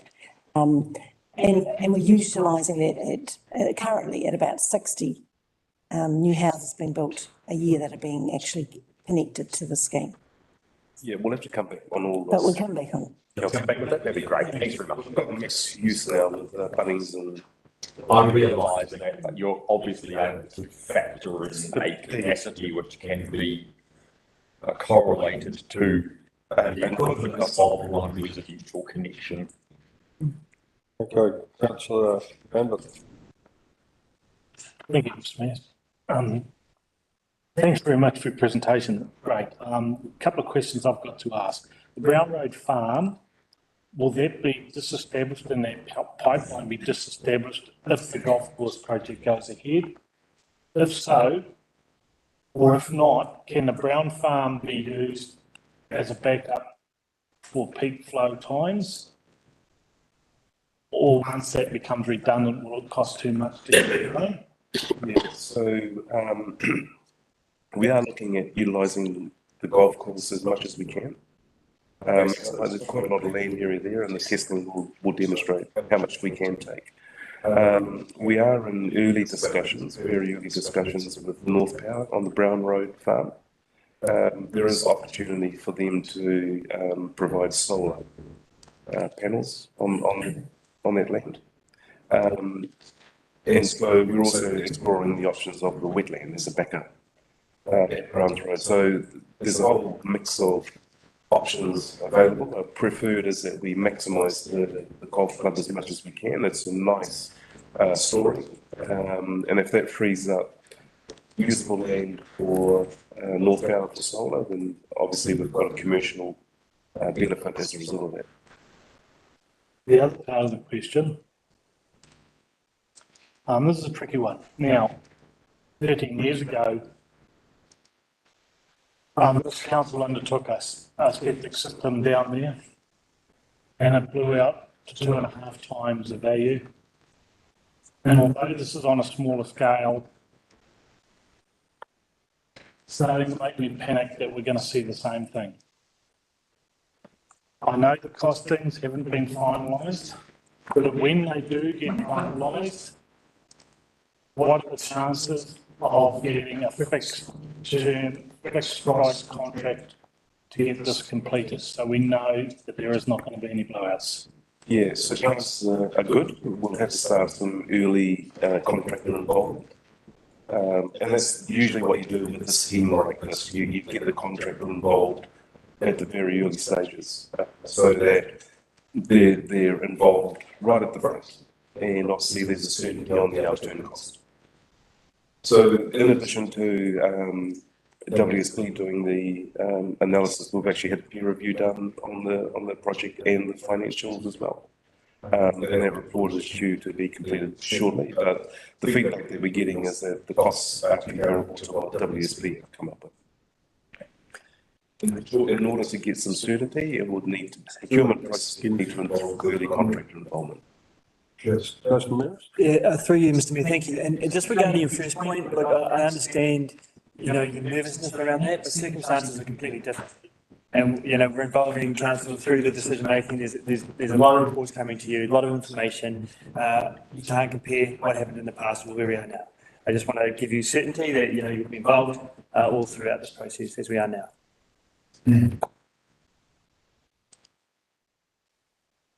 Further questions? Councillor Wilson-Collins. Thank you, Mr Mayor. So looking at that report, I don't know which of you can answer this question, but those population forecast figures, where are we drawing those from? And are we confident that we're all looking into a crystal ball, but are we confident that we've got those numbers good enough as we can? We're relying on Infometrics, and we're all using the same figures, which may not have happened 6 years ago. So Infometrics are coming to talk to us next week. So we're fairly reliable on it.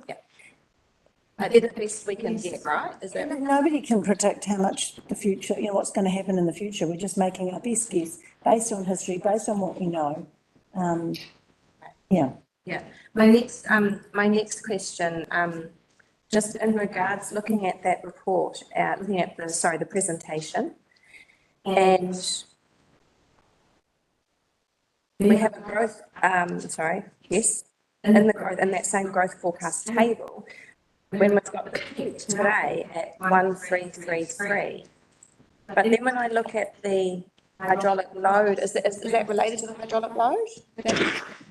Yes. When I look at that actual graph, is that just an average peak figure? Because there's peaks here of 1600 by the looks of it. I know I'm getting a bit blind, but that's what it looks like. Yeah, I can go. Yeah, I can go here. Yeah, it's the rainfall that's doing it, I think. Can you hear me? Yeah, we can. Bring the slide up as well, so. Yeah, so in terms of hydraulic load and projection, obviously it's correlated. If you don't have people, you don't have flow to the treatment plant, basically. So obviously the hydraulic is related to the wet weather event as well. Yeah. So, yes, so Carry on. during, sorry, you go first. Okay, I go. So the 1600 is a peak daily. So is across the day, obviously during lunch and at night we experience higher instantaneous flow. So what we've got there is the cubic meter per day. So it's a day. And there are some times that we got a lot of people, but sunny day. And there are some times that we got a lot of people and a lot of water. So that is when we get the hit. And generally speaking, is during summer that break. This is a snapshot. What I put in there is a snapshot of I think 2021 or 2022. We have experienced 1600 in previous year. Do again type of weather. If it's raining like nowadays, prolonged rain that saturate the soil, and then the next bomb goes pretty much straight into the system. And that is depending also what is the pattern in terms of mainly Aucklanders and tourists in town. So our range is between 600 cubes a day during a average day to 1600 at the moment. And the problem is exactly that, is those peaks, because treatment plant don't like peaks. You normally like constant flow, and that's what put under pressure the treatment plant. So can I just be clear, are we trying to aim to cover those storm events as well? Or are they just? Yeah, so obviously when the effluent arrive to the treatment plant, we can't just put in the bush. So everything that goes to the treatment plant needs to always somehow be managed. So in terms of hydraulic load, we've done, as you probably know, the balance tank. So that will give us a storage, temporary storage. So if the water is, the effluent is too much, we will dispose at the balance tank for a short time, 2 or 3 hours, 4 hours. So we talk about hours, not months or days. And as soon as the treatment plant is able to cope, we'll push back into the treatment plant. That is the instantaneous flow. So like at lunchtime, we get a big load, but through the day it is okay. So because drop, no? And we are dealing with the hydraulic load with the balance tank. The problem now is the organic load. So, and that is what I mentioned before. That is what is driving the upgrade, because no matter what is the flow, the load need to be eaten by the bugs, and we got so many bugs at the treatment plant, bluntly speaking, and those bugs can do as much as they can through the day. And at one point they will reach the limit. So even if we put another balance tank, those bugs will be the same. So we need to increase the bugs. Thank you, Councillor Larson. Very much. Thank you. Yeah, I just want to go back to the point that Councillor Lambeth raised before, which I think is a very valid and an important point, given the history of the Paris scheme. And I appreciate what's being put forward here, and the options is perhaps different to that, but this doesn't remove that concern. And I think comfort from and the suggestion that we can get a fixed price contract potentially if we were to go down that path. And I look forward to seeing once we get to that stage more accurate and detailed costing and modelling around the growth assumptions, etc., that would feed the development contributions that would fund such a project. And of course, there is always uncertainty around growth projections, as I'm sure many people are seeing right now, as potentially climate change suddenly. So that's one side of the story. If we can find a robust solution that stacks up and it's right there, fantastic. I think also we have the opportunity to look at capacity in terms of pushing some of that risk back onto developers and not having the ratepayer take on all that risk, and having protected the area close to the harbour largely now, and as further development moves further away, I think that we do need to be open to the possibility that new developments may have their own state-of-the-art systems, and that they then provide at their own cost and their own risk, their own treated waste distribution areas. And all of those systems are fully consented and monitored and efficient. And so I think we're going to get to a point where we may balance our risk and our costs in that regard. And maybe it's a hybrid of the two ideas, but where I'm coming to is that I think that the question I asked before about existing capacity is something that we need to be really cognizant of. And part of the reason for that is that there are sections and areas of Whangapai that haven't been serviced, and are in areas where they can't provide their own on-site treatment because of their geotech circumstances. And we need to make sure that we have capacity in our system to accommodate them so that they can connect to that central system. And my concern is that we continue to go ahead with consenting new subdivision on the basis that it can connect to the existing system, and we may actually not be able to provide that connection because we've already got obligations to connect others, and others that are potentially paying for the opportunity to be capable of connecting over many years. We don't want to end up in a situation where we find that they in fact can't connect to a limited system. Just my little point there. Thank you. Very insightful. Yep. Yeah, good point. Councillor Howard. Thank you, Mr Mayor. If I may, and I certainly wouldn't wish to preempt anything that Aaron will present to us, but obviously, as you all know, I've been privy and engaged and involved. And Councillor Wilson-Collins raised the matter of, the levels, the 1,600 cubes, the 1333 cubes. I feel like I know them off by heart, but the current, and there are two distinct sections to this. Well, there's three. There is the network, the treatment plant, and the disposal. But just on the disposal, it is going through the process of review, this subsurface drip irrigation project. But in terms of capacity, to be confirmed, but we're talking 2051, and this is now taking us into really much the long term versus where it was for $7 million was a short-term sort of strategy. So at that time, it's projected that the capacity, the peak capacity of the plant or output will be 3,362 cubes per day, peak time.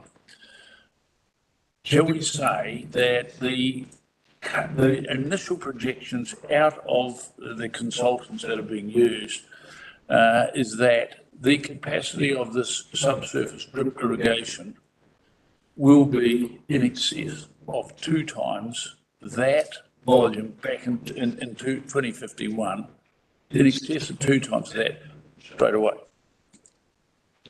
Just, to put some perspective, as I say, to be ratified, to be peer reviewed, but that is the sort of what has happened with this new technology. It's a sort of opportunity that has opened up. Thank you. You're right, Mike, and sorry, Councillor Howard. And we've got to come back with, the financial modelling.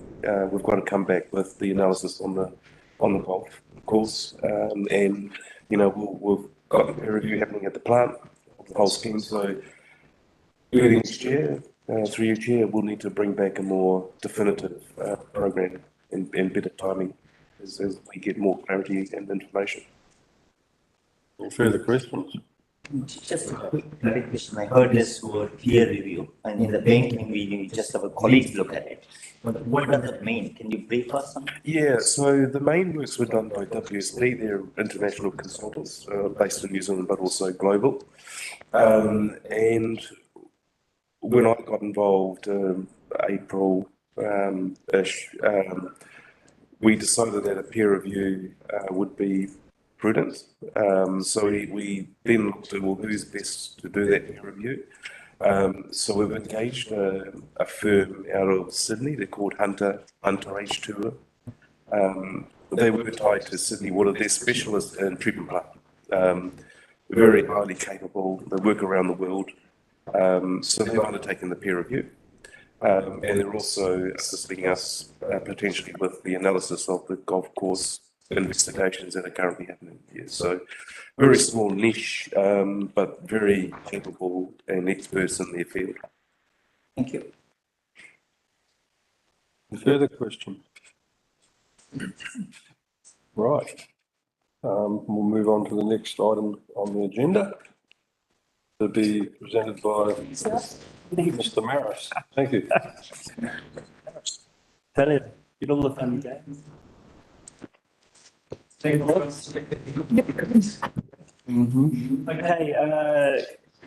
thank you. So firstly, can I just make an apology for Gavin Dawson, who's unavailable for this item, so I'm just taking it over. We've got a little bit of a feedback here, so maybe we can ask those it might be solved. And got a bit of a presentation up really short for you. So, we've received some feedback, obviously, about the meeting calendar and the need to be quite clear on that meeting calendar for elected members. It's important that you understand your workload, understand the meetings that you were signing up for, and when you'll be involved, particularly for those who have working lives as well. So in the last term, we did the same thing. We had a triennial meeting calendar, which was based on principles first. You'll note that there's no calendar attached here yet. We need to agree the principles first, and then we can build a calendar for you, and then bring that to the council meeting, hopefully next week for approval. So that's the goal. In the paperwork that's been presented and on the screen in front of you, we're talking about the principles there. I just wanted to go over the last term a little bit, just so you understand how it worked, primarily from the full council perspective. So we would have the first Wednesday. Wednesday was chosen as the primary meeting day because that's suited most elected members at the time. The first Wednesday of the month was a council briefing like you're in now, which is about getting direction from elected members, having discussion on topics that would then lead into decision-making in the council meetings themselves. And then the last Wednesday of the month was the council meeting proper, where the decisions are made. Now, having that sort of high-level structure allows you guys to plan, but it also allows the community to understand basically how the meeting schedule works. But more importantly, it actually also allows our staff to plan and do a forward work plan around what reports are coming to you and when in advance. So it's quite an important bit of work. I'm not going to go through all those points up there in front of you. I mean, you've had it in the agenda, you would have read it and all that sort of stuff. Probably what I'm seeking here is some feedback from you about the principles and whether or not you want to change them as well. Whether or not you want to stick with the Wednesday and the structure that we have, up to you. It's preferable from our perspective. There's also other high-level work involved. So we've already talked about the district plan review briefings, and they've been scheduled already based on Michael's report to you at the last district plan review. What we'll also know next year, we've been indicating quite strongly, is there's a lot of work to do for the next long-term plan. So that's your 10-year budget. So we're going to need additional time for that as well, and whether that be on a Wednesday like we do. So I'm in your hands. The intent is to get your feedback if we can, get at least a year of a schedule together for next week's council meeting for you to adopt. That's the goal for today, actually. Can I just say, at the inaugural meeting, you agreed the council meetings up to December. If I can't get agreement on the principles, then we won't bring the triennial schedule calendar meeting to you next week. We'll bring you a simple report that just gets you to agree February and March meetings, and we might have to come back. So that's kind of the framework we're in, open to you for feedback. Councillor Larson. Thank you, Your Worship. Yes, well done, Chief Executive Maris. Yep. It's all very, very good to me. Okay. Very principled, in fact. Principled for days. Councillor Vincent. Thank you, Mr. Mayor. Just one query regarding the date setting for the actual monthly meeting of council. Mm-hmm. It's in here as the last Wednesday, I think is how it has been in the past. Mm-hmm. Would there be an advantage of making it the fourth Wednesday? For consistency? For the 2 months, 2 or so months, they have a 5-week week. To be honest, I'm not sure if there's any value in that. I was just setting my calendar, that's all. But we will be setting the appointments anyway, won't we? Yes. Yeah. So once, by way of process, once the council agrees for the next year, that's what we'll do first on the meeting schedule, then the team will at some point in the next few weeks, couple of weeks, then bombard you with calendar invites for which you are members of, etc. So be prepared for the income. Okay, so in that case, then it's like, as long as that kind of works, then, yeah. Input. I'm not too sure. My phone is set to a rule that allows for the last day of the month as opposed to the fourth day of the month. I'm not going to advise you on your technical issues. Councillor Lambeth. The emergency meetings, got them up there and they make. So there are joint committee meetings. I did mention them they were mentioned in the report. There are a number of joint committees lined up with the Northern Regional Council and other councils. They are administered by Northern Regional Council. They work around us in some ways. They try their best. We tell them the framework, so the Wednesdays, that sort of thing, and then they work on other days to schedule those meetings. Is it my job to inform you? I know when the meetings are for the next year. Yeah? No, that's fine. NRC will tell us. But they won't clash with us. We try to actively avoid them because there are a number of joint committees. Okay, any further questions? Councillor Aaron Wilson Collins. Okay.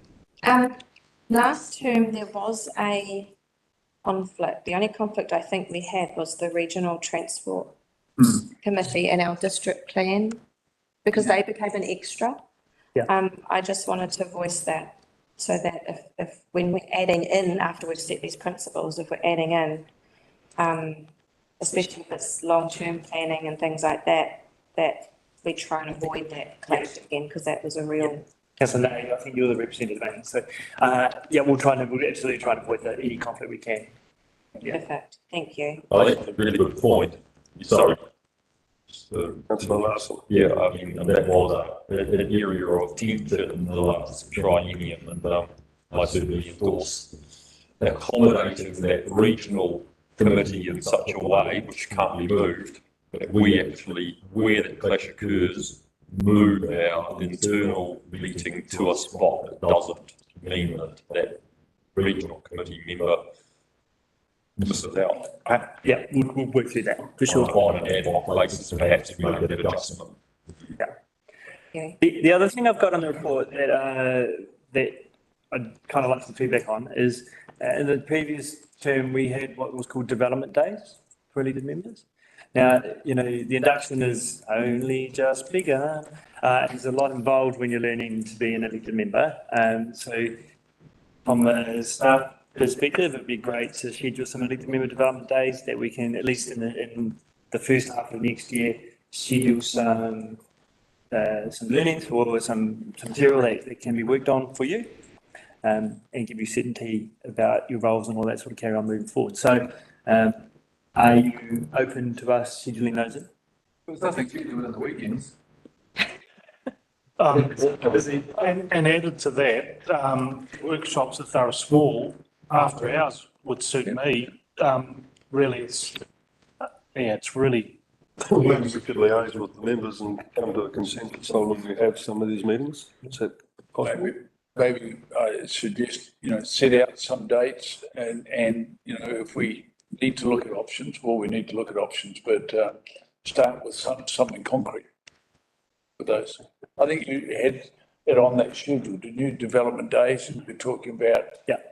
End of January. Yeah, there was on schedule, but I think we've had to move it into February because of availability for that one. But that's fine, we can work through that. Just stick back to the high level principles, right? So if you're comfortable with what they are at the mo, then we can build a year-long schedule and we're hoping we can deliver that for the council meeting next week. I'm looking at my team here, hoping that'll be good. We don't mind this decision making next week, so the calendar will be in front of you based on these principles. So you need to decide it. It doesn't mean we can't change it. So I just don't want to cause an issue at the meeting next week around decision making that becomes problematic, that's all. Thank you. Through the media. Jason, do we have a situation, I mean, certainly for me, Wednesday seems a logical day for the main meeting, no problems. And maybe Tuesday as a fallback, I don't know. Do we ever have a situation where we need to move a council meeting or a briefing meeting? We haven't had that happen. We're actively trying to avoid any clashes and like we said, the only clash was, thank you for the RTC, and the regional council have also done their schedule based around as much as they can around all the other council schedules. So if we start changing things, it gets problematic, if I'm brutally honest. What the actual report will also ask for is delegation for the General Manager of Engagement and Transformation to be able to liaise with the chairperson of those committee meetings or the council and for the mayor for the council meeting to make any changes if need be. So it's actually quite flexible in that space, i.e. we don't need to come back to council to get a council decision to change a meeting. We can work with the chair under delegation to do so. Councillor Wilson-Collins. Thank you. I'll just provide my feedback. Based on last term, if any of our new people are wondering that Wednesdays seem to work. For me personally, they work very well. It allows a good time for the agendas to come out. So you've got the weekend if you need to, for those of us that have other roles and jobs, and then being midweek as well. That's a good, it's a good intersection between your commitments and getting your council work done, and then I think if we, I'd like to just concur with what Mr. Maris is saying there, that if we start to change it now, it's going to cause scheduling problems with other things. So it worked, except for that regional committee thing, transport committee one, it on the whole works. So I'd like to adopt the principles as they are. Thank you. Any further questions? Councillor Larson. Just one further point, I agree with Councillor Wilson-Collins on that as well, by having the meeting on a Wednesday that allows you to incorporate a 6-day weekend into your week. Gives you time to absorb. Right. No preparation required, All right, is that all the questions? Okay, well, we'll adjourn for lunch, for what, half an hour, is it? Yes. Well, let's make it 12:40. Return after our lunch break. Thank you.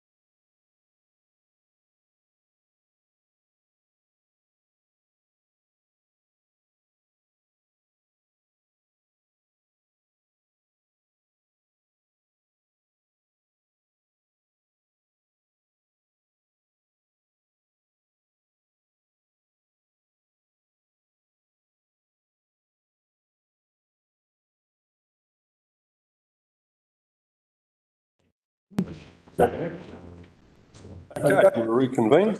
The next item on the agenda is the draft annual plan 223-224 context and process to be presented by Tracy Dean and Ruby Mitchell. Thank you. Thank you. Good afternoon, councillors. I'm Tracy Dean. For those of you who haven't met me, I'm the Strategic Planning Advisor here at Council. And as you saw today, probably a little bit of governance as well.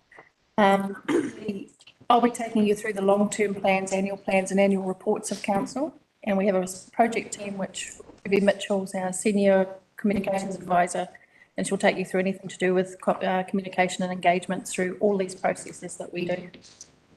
So I'm just going to give you an overview of what is an annual plan. Councils have statutory or mandatory requirements. Producing the long-term plan, and annual report are three critical statutory documents. The long-term plan is a key plan for the council, the main purpose being to describe the council's activities and the community outcomes it aims to achieve. It should provide the long-term focus and provide an opportunity for participation by the public in the decision-making process. So, this is the long-term plan.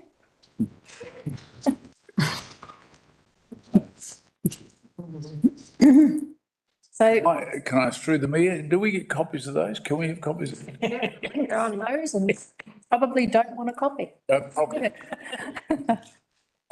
Well, you may not. The LTP, the long-term plan, or LTP as we know, is carved up into a list of tasks to be done in each of the 10 years.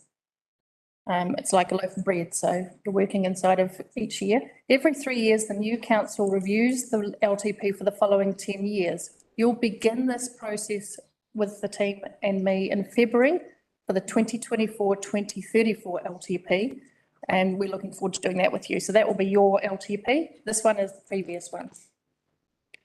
So staff are currently doing the work planned out in year 2 of this LTP, which incorporates the annual plan 2023. So this one was made last year. What happens is that you can't imagine an LTP to stay solid for 10 years and not alter. Okay, so it's under statute that if anything's going to alter, you're required to produce a little annual plan for year 2 and year 3, then the new LTP, and then year 1's in the LTP, and then year 2, year 3, so that you can make adjustments. COVID would have been a classic of something coming in and hitting your LTP and causing quite a change in your annual plan if it was in that cycle. So this is the one we're currently working in, the annual plan 2023. It finishes in the end of June. You are working with us today to write year 3, which is 2023-2024. We'll start 1st of July next year. We'll give you lots of time to work through the process, and Sue's going to work with you on all the detail of that as the detail. So we can give you the overview of what's involved at that level, and Sue will give you the nuts and bolts.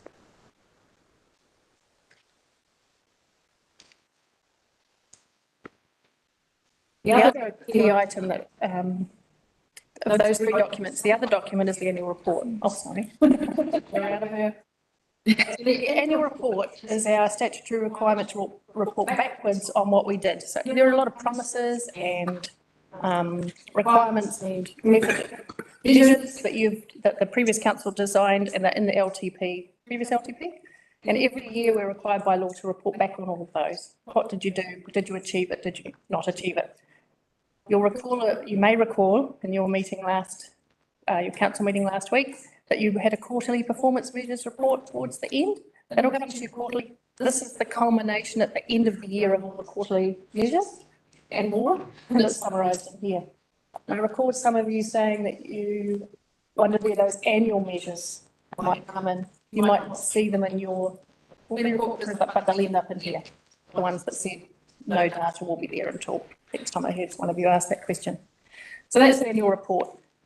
Auditors audit your long-term plan and your annual report. They're independent, and that's they come and sit with us and drill down to make sure we're doing everything at the right, as we said we would. Are there any questions on those 3 documents and the over? No. Just a quick question. Is it As statutory, is there any council who doesn't have an LTP? It's a statutory requirement in the local government act. They have it. Because I think personally, it's quite a waste of time. 10 years and 3 years and 1 year, all those kind of things. And a lot of money is wasted in this, isn't it? Well, the thing is, that if you didn't have one, how would staff know what they were going to do? What they do even for 1 year is good enough, I think, and then we can carry on revising it on a yearly basis. I don't think it gives much direction as long as it keeps happening. It may have to be something that you take up with central government on the local government act. It's a statutory requirement. Yeah, that's what I was thinking. From a staff point of view, I find them very useful. All the staff, my one is dog-eared. Yeah. We're using it all the time because it gives us guidance, tells us where the funds are, it's a very powerful document for us. And we don't think 1 year, we can't. We've got to think infrastructure being maintained over a period of time. Where does the money go? How do the rates go? It's a reasonable question. But once you're trying to work with it, you'll be glad we've got one. Thank you. Any other questions? Sorry. Yes, through you, Mr. Mayor. You referred to it being audited, and I asked this question. The previous council passed a resolution to approve, I think it was 13 or 19 million for the Mangawhai wastewater scheme. It blew out to about $60 million. And I wouldn't have thought that was an expectation of any process that regularly audited. I can understand if it misses a few dollars here and there, but when it misses the difference between 19 and 60 million or what it was, I asked just how valid is that now? You can proceed, Davidson. Oh, just, so that was, that process you're talking about was back in about 2012. The auditors had to pay quite a sum of money to the council. Oh, they did? Yes, they were held to account because they didn't audit properly. What that means is the auditors general won't audit, so the Audit New Zealand don't audit us anymore because of that. They've paid us the funds. We are now audited with Deloitte, by Deloitte, who are really careful.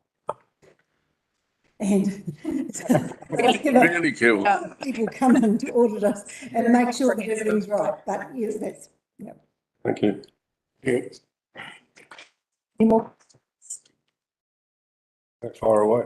Okay, well, I'll pass you to Ruby now. She's going to explain the communications on that. I'll just switch you.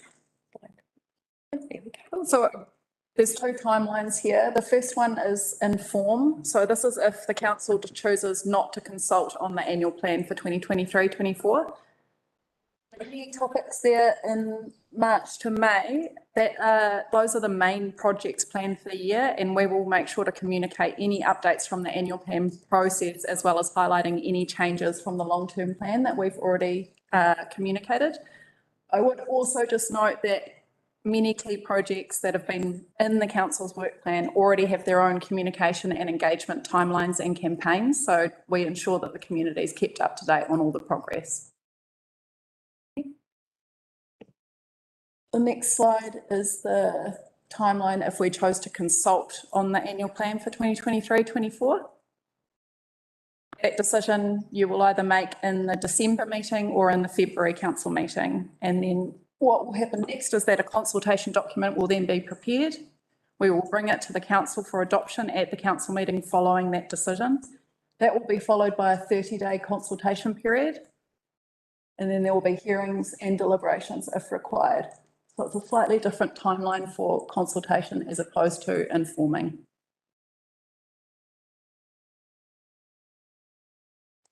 Councillor Lambeth. Through the mayor, I'm looking at these two. One looks a very much cheaper option than the other. Would that be correct in stating that? You decide though. Sorry? Oh, I can take it through you, Mr. Mayor, if I can. So there is a cost to consultation. Yes. Absolutely. There's a large staff cost and staff time, plus communications, all that sort of stuff. It could be 30 to 40K. I mean, we could try and quantify it, but there is a cost to it, depending on the level of consultation and what's required as well. So absolutely recognise that. What you're getting a feel for, and it leads into the next decision, well, the next item on this agenda is the actual annual plan itself. And Sue will take us through that journey for that. But just bear that in mind because these timeframes relate to that conversation point. So just to clarify, there's obviously not a statutory requirement to consult, it's up to each individual council. There are, if I can, sorry, Jane. Yep. Sorry, there are guidelines in place. So the legislation is quite prescriptive. The council has a significance and engagement policy that has triggers within it. And if there are a number of triggers that are triggered, then, you can decide to consult, and that's based on how you consult. And those triggers would be moving away from the long-term plan dramatically. Okay. Yeah, and that's, It could be major expenditure items, things like that. Yeah. and that significance and engagement policy is attached to your agenda, so I'm sure you've seen it. Yeah. So those triggers do dictate the future. What generally happens, and bear in mind, sorry, that this is the last year before the LTP, is you don't generally consult in the last year for an LTP because you're going to go through a huge budget refresh over the next 10 years, starting February, March next year, to do that. So that's the other point. Carry on. Thank you. Thanks. Are there any other questions? Oh, good. No further questions. Yeah, okay, we'll pass you over to your item. Okay, so while Sue comes up for the next item, and that's the last item for the day, that's taking us through the 23-24 annual plan, and Sue will take you through that. The agenda report is quite clear. Well, just bear in mind the information that you've received as far as the lead-in goes, because that dictates, I should say, and how we work. By all means, if there are any questions that you want to go through in depth, then you ask them. And we'll be looking for a likely decision at the council meeting next week, hopefully.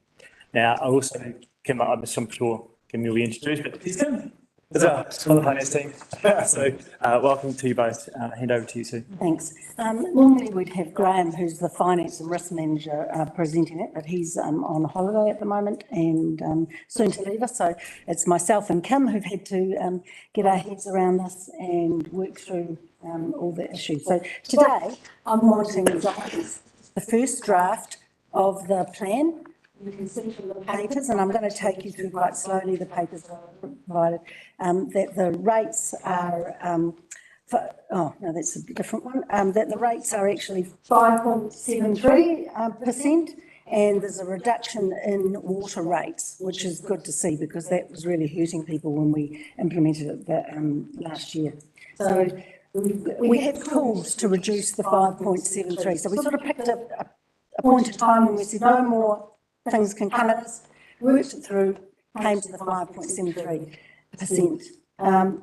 But what I've done is tried to examine it and give you a bit more description on what's actually in it so that you can get a feel for your understanding of what's in it, what you don't want it, what you want more information on. And I think there might be more of that we have to come back with more information in February. But today I need to know whether we're going to go to consultation. And what I've made an assumption based on what I know and some of the rationale that as far as today, that at the end of it, I don't think that we're going to need consultation, but you might, with your input, there might be some changes and we'll have to look at that. Because I'm looking at, if I can, getting a report to you next week, which basically is asking you to make a decision on consultation, because any changes you make to the annual plan now are unlikely to be significant. There might be small adjustments that you're making. And that's been my assumption there, but we've still got a long way to go because you don't have to adopt it until the 30th of June. Through the chair. Simple question. Would you tell us the triggers which had this water rates to be reduced? How to define it? Or why? Because that's what I'm going to go through, Ash, okay? Councillor Nayas. Sorry, I'm just itching to know why you consider that we don't need to have consultation. I'll put that at the end too. So I'm taking you through a process. And, but the things that normally trigger would be major changes to level of service. There might be an exceptionally large issue that, say, capital project that we put in, Where we vary significantly with what's in the annual plan, the rating, that might be another trigger. So you're saying that none of that applies? Well, when I go through the process, you'll see. I don't believe that any of that applies. The things that a lot of the items are already in the LTP, but I'll go through what's taken out, why I don't think.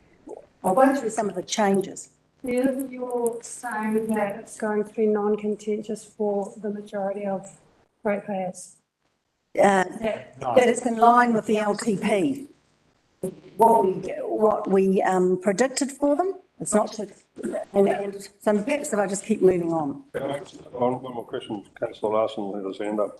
No, further, thank you. No further questions, okay. Okay, so I'm going to work through my written, I'll put some slides up, but I'm actually working through the report that I did. So I'm going to start with some background, and what staff do is we try and take what councillors want, try and get some messages out of that, and then look at what has to be provided in the plan. You start with you first of all start with the first year from the booklet that you saw Tracy had, and you take out the capital projects and what was envisaged there. Then you add on things that you know have happened, because time's gone past and there's all sorts of increases in costs or other items that you want to bring in. So last year, we had a lot of changes to our annual plan just because of the fact that there were three major contracts that came out with a much higher cost increase than previously. But in the end, we settled on these rates for last year with 4.86%, and there was water rates increase of 17%. And while it's a big figure, it's because of the fact that there's less people on, and less people to water than are paying land rates in the whole district. So that was last year. And then I just wanted to show you here what's been happening with our capital expenditure, just to give you some background on that. And you can see way back in 2017-18 that the blue is the actual and what we're actually building. And you can see it's actually getting more. And sometime in 2018 and also in the last couple of years, we've been getting more money in from government. And so therefore, the orange, which is our budget, we've been putting in a lot more budgeted expenditure. But we've never been able to do it. And in the early years, you can see that basically the amount that we did, we didn't carry forward any more than we predicted we do. And then suddenly in 2020, we started to have carryovers that in 2020, there was only about 2 million, but you start looking at where we are now, 2022, we're actually talking 24 million, which is what we reported to you, carry forwards, because we just haven't got, we've had to do the planning. We just didn't have time to do it as quickly as we initially thought we would when we were grabbing the money. And so a lot of our capital expenditure has been pushed out, but so what's happening now is that we're not being as optimistic. It's flattening out and we're not getting the money in from government. So therefore we're back to a more normal capital expenditure. So Thank you, Mr. Mayor. Yeah, just commenting on those carryovers, am I correct in that have been complicated due to government funding, PGF for example, and delays with COVID? Like if you look at those years, it seems to be that's what's created this growing mountain of capital expenditure that hasn't been completed. Yeah, part of it's that, and part of it's that we were just too ambitious and couldn't. We started with a team of 2 people in our firm, in council doing capital expenditure, apart from roading. And then we've had to grow it to 6 to actually cope with all the, all the works that we've been allocated in the last couple of years. So it's just to give you an idea that the work has got greater, but you can see that in next year, it's actually going to come down to something that's more manageable, reasonable, and where you can expect there'll be less carry forwards. Okay? Follow-up question, is that because the work will be completed and we'll be able to have a better grasp on it? Does that mean some things are getting No, it means it's been completed, but the big ones that have been, the big money we've had is obviously from government, the PGF. I mean, the Poto Wharf, Poto Road, all the one-offs that we've had, yeah. They'll start to get completed and you're back to more normal. Although there will be what we found in the past is our capital expenditure has really been about roading, the renewals of road. But in the future, it's more likely to be about doing some asset maintenance and growth for our wastewater and water systems. Councillor Madison? Through you, can I ask, what's the impact of the transition of so many farms into forests going to have on the roading income? Well, it's rates income we have. Yes. So if you're saying they're changing from farm, we don't, all we have, the way we rate is on land value. So for the bulk of our rates, apart from our sewer rate and the water. But the forestry rate you're talking about, the people, so we have a certain, up until I think it's 2026, this council has said that they'll take a proportion of the general rate as a forest, which is related to the roading, and it's related to certain work on forestry roads, and they've done predictions on it. That'll be charged to those with forestry. So my understanding is that we have areas that we've said this is the forestry area, those get charged with that rate. So it's a bit different. You're getting into the detail. We're up here in the big picture, which is trying to get the expenditure. But one of the outcomes is that later on we look at who's actually bearing the cost. And I had hoped that by today we might actually be able to give you the rates, a schedule on, who was getting the rates. Was it what do they look like for someone who's got a $500,000 bit of land in Malafai as opposed to $1 million bit of land, so that and all through the district, so you can understand it. But I haven't got that today. We'll have that for you in February. Thank you. That's probably too extensive for me. Are you saying, in effect, that the rates received from the forestry owners for roading will be no different than were previously received from farm owners? Than previously received from farm owners. We only rate the farm owners. We don't rate them with a special roading rate. So if you change it from, and mostly people are saying that'll be the forestry, it's a special rate. You get to review the rates in about February, and we have had some of the forestry owners come and see us, and they don't want that rate. But that's the time to decide. I asked the question because I was consulted by a forestry owner that had several forests, and he was concerned at the impact of roading rates or rates. So I'm still searching for a clearer understanding of whether our roading income is going to be adversely affected then by the transition of properties from farming to forestry. No, if there's more going into forestry, you're getting more paying. But if that's what's happening, then we would identify more properties and they would get the roading. Well, it's not altering the amount of land that's there. Is it altering the rates income? No, our rates income doesn't get altered at all. We have a certain amount and then we work out how it's shared out. Okay, second question. You've got graphs there showing a big increase in rates, etc. No, this isn't rates. I'm looking behind you. Capital expenditure. You're showing capital expenditure there. I'm trying to explain what's happened to our capital. So I was talking about rates for last year, and then I'm saying this is how, just giving you some history on the capital expenditure. Before I go into, actually, I've got a couple of things before I actually start onto the rates for this year. Well, my question is going to be, is that actually achieving more roading, or is that the increase in value for the same amount of roading? Okay, well, no, we do have the same amount of sealed roads and unsealed roads. This council has a policy of not sealing any new roads, unless Waka Kotahi would give us some money for that.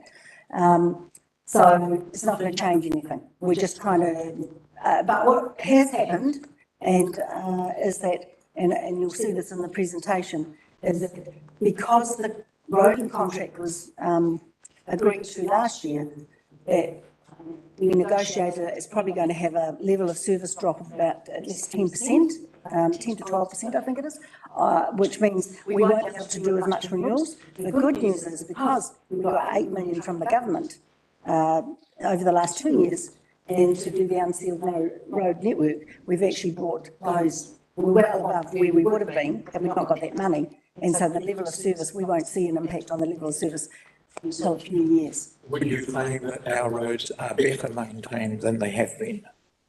Well, that's what NTDA does. So I don't, I'm not out there on the road, so.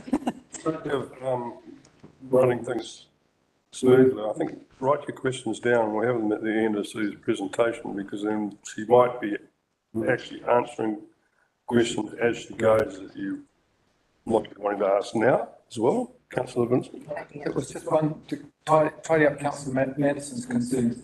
I think, my opinion is, I think he's wondering if the effect of conversion to forestry means that the land value decreases, then yes, there would be less income from rates from that property. On the other hand, that same property would be liable to a targeted rate of growth, which then would bump up. Okay? Yeah, okay, thank you for that, the clarification. Yeah. So, okay, so I'll go to the next one, and I'll just show you what's happening with our population. So this study just recently come out from the government, Stats New Zealand, and just so you can see, the red shows the in any district larger than 3% population growth, and so you can see that in Auckland there's a red part, and that's Drury, because they're building a new city the same size as Napier in Auckland, and the red part down the South Island is Selwyn district, which is growing at a huge rate, but not too far away from that. The next is Amber, and Kaipara is in the amber.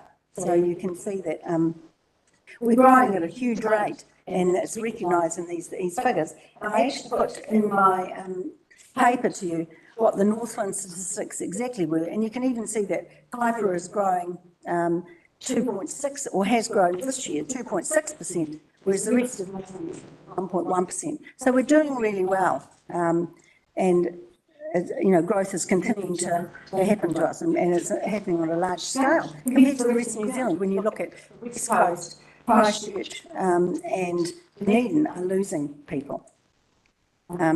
So then what I did was I looked at coming to this year's annual plan, and I looked at what you'd said in your discussions with the public and to staff, and looked at the fact you wanted rates increases to be affordable.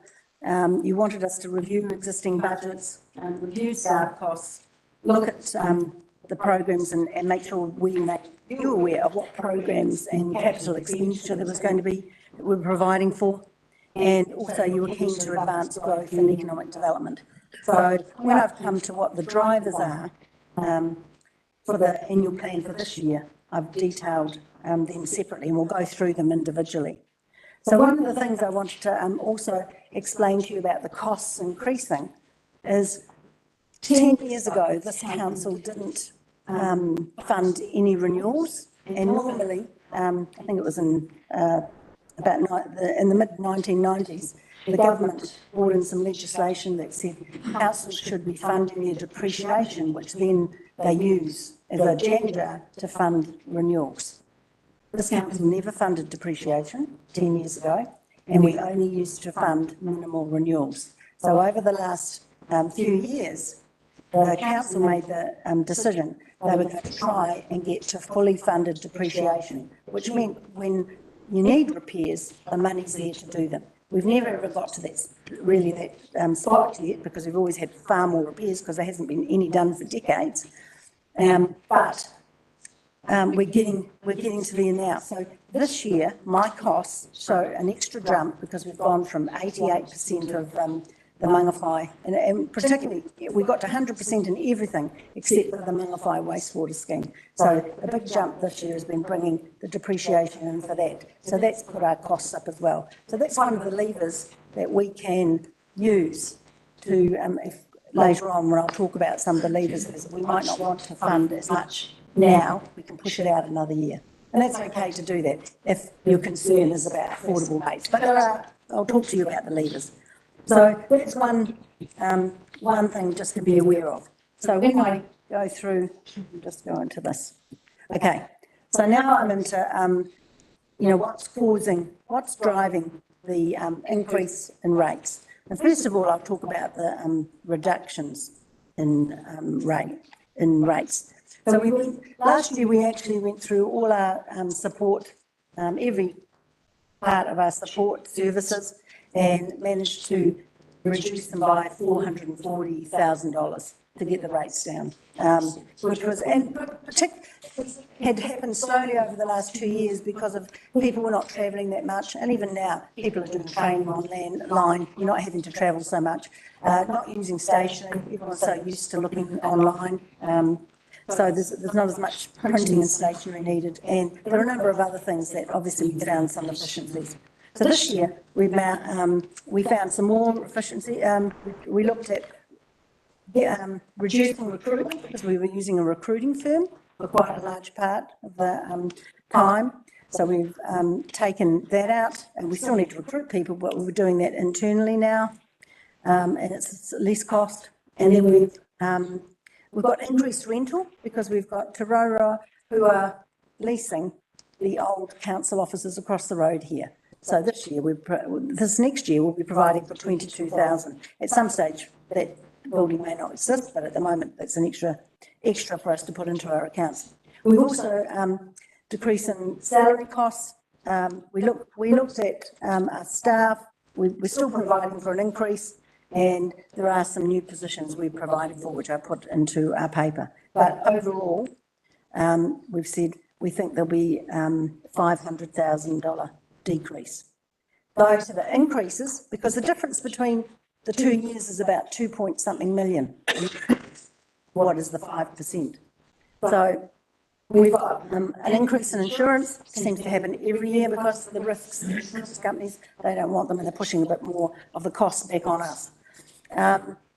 Also, there's the new strategy. So the new strategy, which is during the year, the last council adopted an ARC strategy, and this year we said we'd look at providing 25 money for that to underlie that.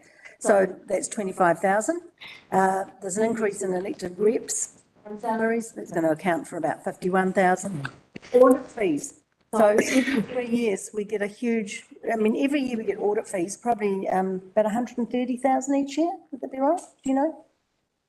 Yeah, about 130. But in the year that we have an LTP, we have auditors come, I think it's 4 times a year instead of just twice, and they're doing the LTP, and that costs us an extra $170,000. So that's a huge cost every 3 years for the LTP, which, yes, I can hear Councillor Naya, he didn't know that, or you might have known that is a huge cost for us, but to be audited, because the Auditor General wants to make sure that what we put in our LTPs is substantiated by costs.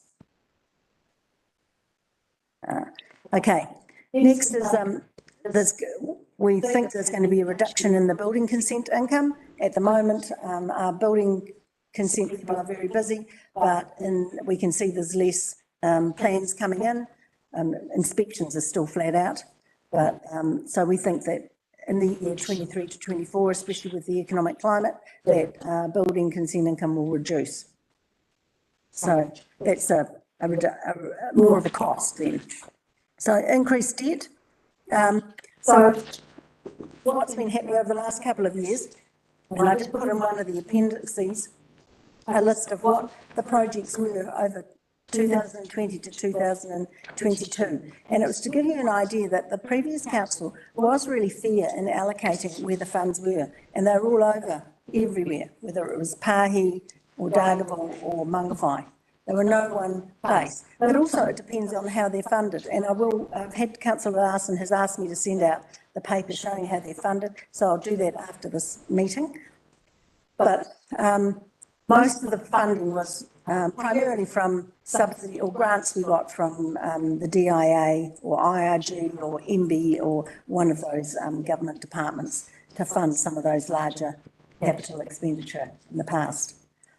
But what's happening is this year, a lot more of the capital expenditure is going to be funded by debt. So therefore, you can look to seeing our debt actually increasing, and because of the increasing costs, there'll be some, although we've got quite a bit of hedging, there will be some increased costs because of the level of the debt. And I've said that's likely to be at 131,000. I've talked to you already about the additional funded depreciation. So not only, and that's one thing about accepting money from government to do things, it's great, we get all these great capital projects, but what happens is that the cost of funding the depreciation becomes greater the year after the next one. So in the year you accept the money and everything's fine, but then we have to look at funding the depreciation to the year after it's built. And so the extra depreciation on top of what we anticipated was 307,000. Wastewater. This is a new item that Arlen has put in, and it's because we're looking at putting in a wastewater scheme in Paparoa. And we've had initial consultation, worked through what I think the scheme should be, and we want to have further discussions and actually get to the point of designing the scheme for them so that within 2 years they actually have it constructed, because at the moment they've got problems with leaking sewers. In addition, there's another one, the Dargaville wastewater infiltration investigation, and that's obviously where rainwater gets into our wastewater system.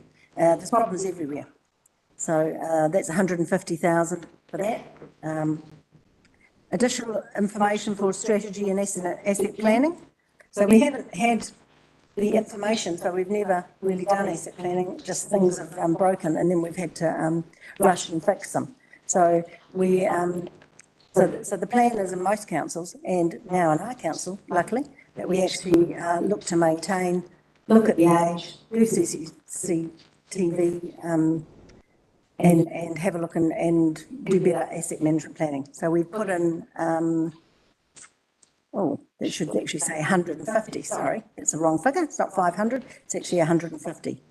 The next one is 500, and that's Poto Road second seal. So Poto Road, you'll know that we got government funding for the road itself, and that's been completed, up to 60% I think it has been completed, because the government only funded us about 60% of the road. But in order that Waka Kotahi will fund us the maintenance, ongoing maintenance, they require that every road that we build has a second seal. So that's actually going to cost 500,000. So what I've actually found when Kim and I looked at that, was that that was funded by general rates. So one of the levers I've got, because our roading is all funded by rates or Waka Kotahi, one of the levers I've got is to change it for this particular item. That could be funded by debt, therefore reduce the rates. Okay, so that's one of the levers. Fleet management increases, that's obviously the signage, that's extra money that we have to pay this year than over what we budgeted last year. So I think we had about 50,000 was 100,000 was council's cost last year for speed management. This year it's 200,000. In the 23-24 year it'll be 200,000, so we've increased 100,000. That's how I get that figure. District plan, that's an increase on, it's in the long-term plan, but that's what's driving the rates. That's paid by general rates as well. Then inflation, and then there's inflation. So basically, I've accounted for most of the costs that, apart from the small ones, obviously, that is driving the rates. So then I wanted to highlight to you the just some initiatives we've got in there in the totals. So we're obviously spending 180, we're spending money on climate change because that was an initiative that we went into consultation on in the long-term plan. And I think we had a 10-year project for climate change at that stage, and we asked people about spending the money there, and the comment was yes. So we put in 181,000. The district plan, this is $1 million in total, and this in the 23-24 year, there's going to be a lot more legal and consultants because of the fact that we'll have notified our draft district plan and we'll have submissions coming in at that stage. So it's a costly process putting together, every council finds us putting together a district plan. Electronic forms, we're looking at actually, instead of getting paper forms or forms that you can't fill in electronically, we've got a process this year where we look at changing many of our forms. Asset management planning, I've already talked to you about the costs, so that's a new, sort of a newer initiative. We put some money in last year, putting further money in this year. And the continuation of the scanning project, we've got all of our back records that need to be, that's building, I think it's building consents and other records that are paper records that need to be scanned and into the system. So they're initiatives, key initiatives that we've got. Then key capital projects for this year. So we've got the Mangawhai Shared Path, that's basically funded by Waka Kotahi. We did have some money from MB, but that's coming to an end, and there may be a small portion that's funded by the Mangawhai financial reserves, but primarily it's Waka Kotahi that we've managed to get money to fund that. So Wood Street revitalisation is to do the roading along Wood Street, and there's also stormwater, I think, unless that's been done this year as well. So that Wood Street revitalisation, that's a roading as well. So Waka Kotahi and I think council will be paying for that through general rates. Pensioner housing. This wasn't in the LTP, but was brought to council last year, and it was, and council approved 1.3 million being spent on all the housing. No, what they did was we put a proposal to spend 1.3 million. They needed the healthy homes. They needed some heating put in the homes, insulation. They needed kitchens. Nothing had been done to them, bathrooms, for a long, long time. And so we put some money in, and now we've found that the increase, when we've come to look at it, is now going to be 2.2 million. And at the time, we put a proposal to council to only do 20 houses, and they said they wanted the whole lot done at that time. So that's that one. Library hub plans for Mangawhai and Dargaville design. So that's the better off funding money from the government. We've signed a contract with the government to get $4 million. 2 million is going to be in this next year. 2 million will be in the following year. They've also said they'll give us another 12 million after that, but that's only if they're in government. So we may not see that. I know, Mr. Mayor, you asked us to hold fire, but just specifically relevant to that, is there any point in expending that money? I know that, we want libraries, but until we have some more surety over the availability of additional funding that would complete the jobs? So what we did have in a long-term plan was that we were always going to do the Mangawhai Library over the next 2 years, and we had put some money in there, which we've now taken out because of the government funding. And we were going to do the Dargaville Library, but we were going to actually establish a trust to raise money. So that was going to be in the longer term.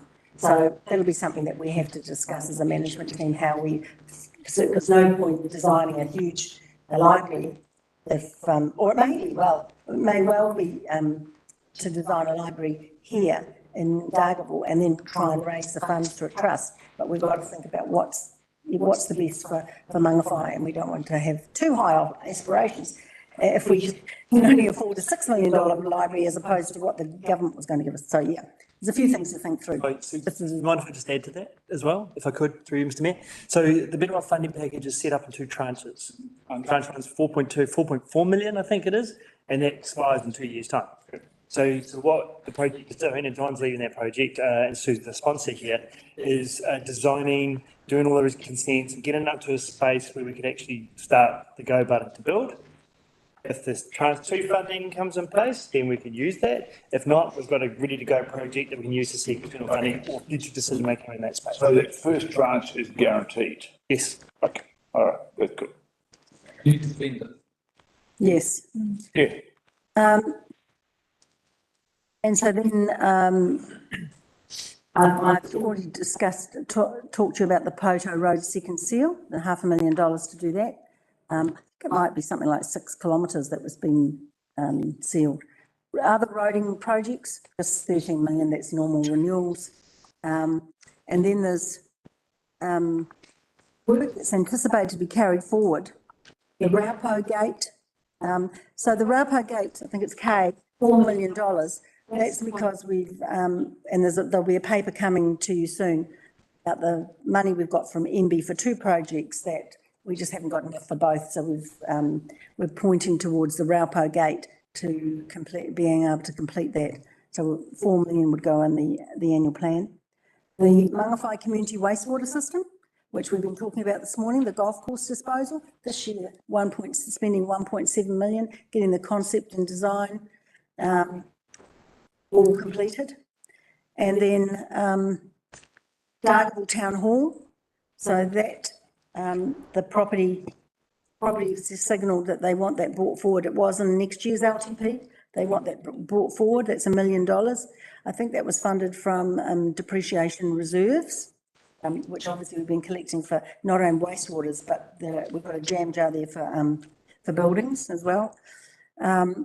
And Dargaville wastewater upgrades, and that's so that's new. So that's as a result, we've had abatement notices on our Dargaville wastewater scheme, and when they've done further investigations, the engineers said we really need to do some major upgrades there. And the first of them, and this is only the first, is $2 to $3 million. So we're looking at that now. Breve Street, there's some stormwater issues there. It's really to do with geotechnical issues with the land adjacent to where the stormwater is. And we may or may not need that money, but at the moment we're putting in $6 million. We're waiting for some reports coming in, but we may need to spend that. Waitua Dam, that was something that was signalled, well, no, a new water system was signalled in our long-term plan, and subsequent to that we signalled that we were looking at the investigation of extending the level of digging it out deeper or whatever we do, decides to make it a deeper, because we've currently have got a Waitua Dam, but it's just not, if we can extend the level another metre and a half, it's a vast amount of water, and it should resolve a number of the problems at Dargaville. So we need money there for the design, and that's $1.2 million. The capital projects for next year will total about $44.1 million, whereas this year, when you're looking at those reports that I've been giving you each month, it's been about 66 million. That's in the budget line, but we're not making it, okay? So that's the capital. So then other issues, so, you know, as in the finance team, they have to close off the budgets. And so what we've done is close them off, and then suddenly we've had, you know, people asking for different things. So firstly, I've been just recently been advised we have got a grant. So that's a Rapiro Beach Ranger. It's funded by a grant. They're actually going to give us 2 a year, but I'm putting it down there because, you know, because what will happen is the money gets shown as a grant coming in, but we will end up paying the salary, so the salary budget will go up. So that's just by the Ranger. But, additional cost, There's a regional walking and cycling position. I'm just trying to figure out where I've put, might have to just send something out that explains exactly what that is. It's only about, they've advised they want a contribution for us, and it's really it'd be about $20,000. Additional revenue that Anna and I have discussed is the trade waste charges. At the moment, well, normally most councils would have a trade waste bylaw so that anyone who puts anything other than wastewater into our system is charged by a cubic metre. The council has never done that, but we have had discussions with Silver Farms and probably there's quite a few people that are putting things into our wastewater system. So there's potential to get more revenue there. So Anna and I will investigate that over the next couple of months. And by the time it comes back in February, we'll probably have an idea about whether it's possible to get some more income. And any income we can bring in will reduce the rates as well. Okay? Yeah. It's also made me aware that we've got some urgent capital works needed to be done on Mangataroa Water. That's new sand filters, and that would be funded by debt. We've also got additional capital from the Murphy Bowers floodgate. So that's a different gate. I mean, Ruawai's got apparently a number of gates around it to stop water transporting onto land and housing. And one of the crucial ones that was taken out some time ago and needs to be replaced is the Murphy Bowers floodgate. That's 500,000. That's to be funded by the Murphy Bowers drainage reserve. So they've been saving that up over the last 15, 20 years. So it won't be a cost to the general ratepayer. And MBT and his committee are aware of that.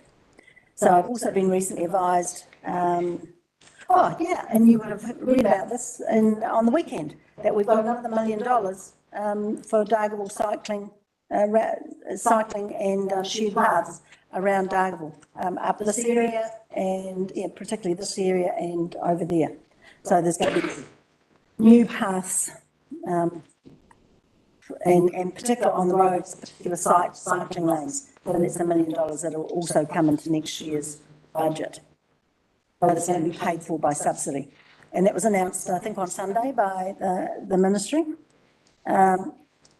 We've also been asked about contributing to a multi-agency coordination centre, which is an emergency centre, regional civil defence, and it's going to be a $7.3 million building, and they've asked for 100,000 from us, and that would come off the rates. So those things are things you need to let me know whether you think they should be in or out. So with not the other issues to consider, because we'd already cut off the plan by then, but the impact on the rates was, you can see, last year I told you it was 4.86% for land rates, water rates went up 17%, and I put there the LTP, 3.92%, and the water rates were 4.02 in the LTP. At the moment, we're sitting at 5.73, and there's a reduction in water rates, which is great, and people were really, really pleased about. And the reason for the reduction in the water rates is because we've reduced the support costs. There's a lot of general costs that feed through to water, that are allocated through, and that's why it's reduced there. And I also have found another area where I can reduce rates, and that's over the last 4 or 5 years, we've been delivering water bottles to people in Kaihu. We've now got a subsidy to replace water tanks, so we don't have to do that anymore. So I'll be looking at that with Armin to take that line out, and that'll reduce the water further. So that's a really good thing, and thank goodness, because that, okay? So there are some areas where I can see that there could be reductions. Something else that you need to know is that Yeah, to find money to reduce the rates, 1% is approximately 400,000. And in the calculations we've done, when you look at the balance sheet, we think the debt could increase to 53 million, the external debt. But if we want to reduce that, we've got 10 or 12 million already on deposit. We're in a really good financial situation. So it's more than likely that what we would do is use money on deposits, and so that our debt doesn't go as high as the 53. It might only be as high as 48 or something like that. And we'll internally fund the others. Because that's what sometimes our community gets a bit worried about how much external debt. But we really are in a good financial position. Okay, so the tools that we've got to, so I suppose, so you can see I've made some assumptions in my paper. And things I'm saying is like, you know, you can change some of the current fees and charges, but if you change them markedly and if you want to reduce them, then that might affect some of the income that we've calculated in this, and that obviously impacts on that. And I think in February, we'll be bringing the fees and charges to you. I've made the assumption that fluoridation won't be mandatory to this council, because some councils it is mandatory in this year. I think ours is going to be the following year.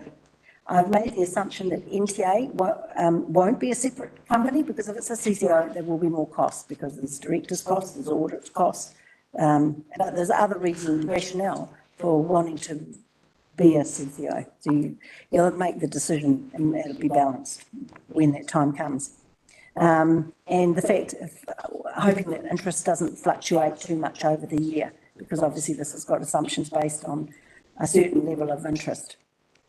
And one of the things I suppose I have to ask you councillors about is what you want me to put in. I've had for economic development, and I've had an initial discussion with the mayor, and he's indicated that we're likely to need either a person or a consultant coming in for economic development, so, and to put that in. And I don't know if there's anything else that you want me to consider putting in.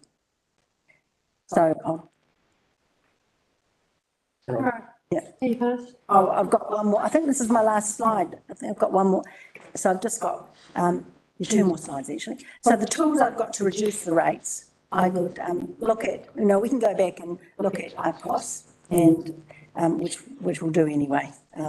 But if you want us to go, depending on what rate, because I want guidance on what do you want to see, you know, is there something that you're thinking of? I mean, I'm at 5.73, there are some tools. But if I do reduce costs further, then sometimes it may be that I come back and say, okay, I've reduced rates to this, but it's going to impact on the levels of service, and they're quite major, and this is what it means.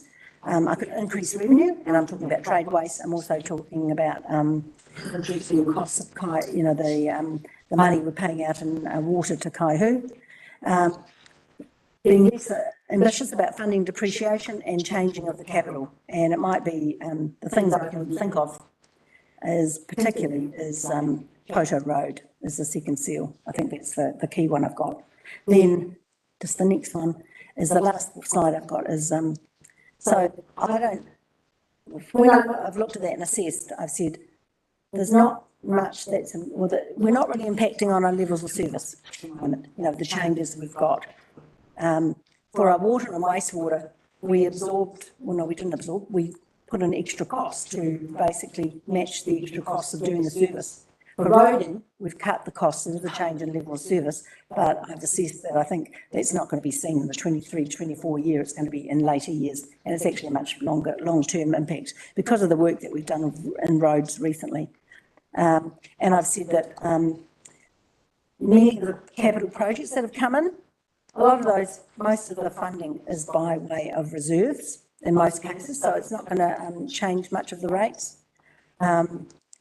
Or if this changes by debt, there for urgent repairs or to remedy an abatement notice, so that, like in the case of Dargaville wastewater, you can't go out and consult and say, do you want us to do this? We've got an abatement notice, we have to do it. We've got no choice. So therefore, there's nothing to go and consult on. I've also said the reduced roading, I don't think the level of service argument is, so I'm saying there's no consultation needed. So now I really need feedback from you on what you want more information, what you don't like about the plan, what you want me to put in.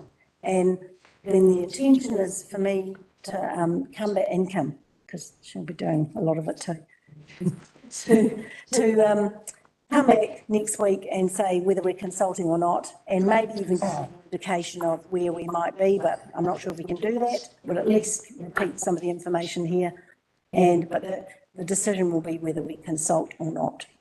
Okay? That's your... Yeah, that's right. So welcome to questions, Councillor Kaniora. To the Chair, thank you, Euron. Mayor. First, as the general thrust of this is that I think that consultation is required. The cost is quite low, and there are bits and pieces that the ratepayers should be consulted on. For example, I understand that there was no consultation with the specifically with the better off funding to fund the libraries, because that was already in the long-term plan. My thinking, and actually following on from what Jason said in relation to not knowing what further funding may be available, given that in the next year we probably will have a coalition government led by National. So the funding is not guaranteed to fulfill those projects through to the end.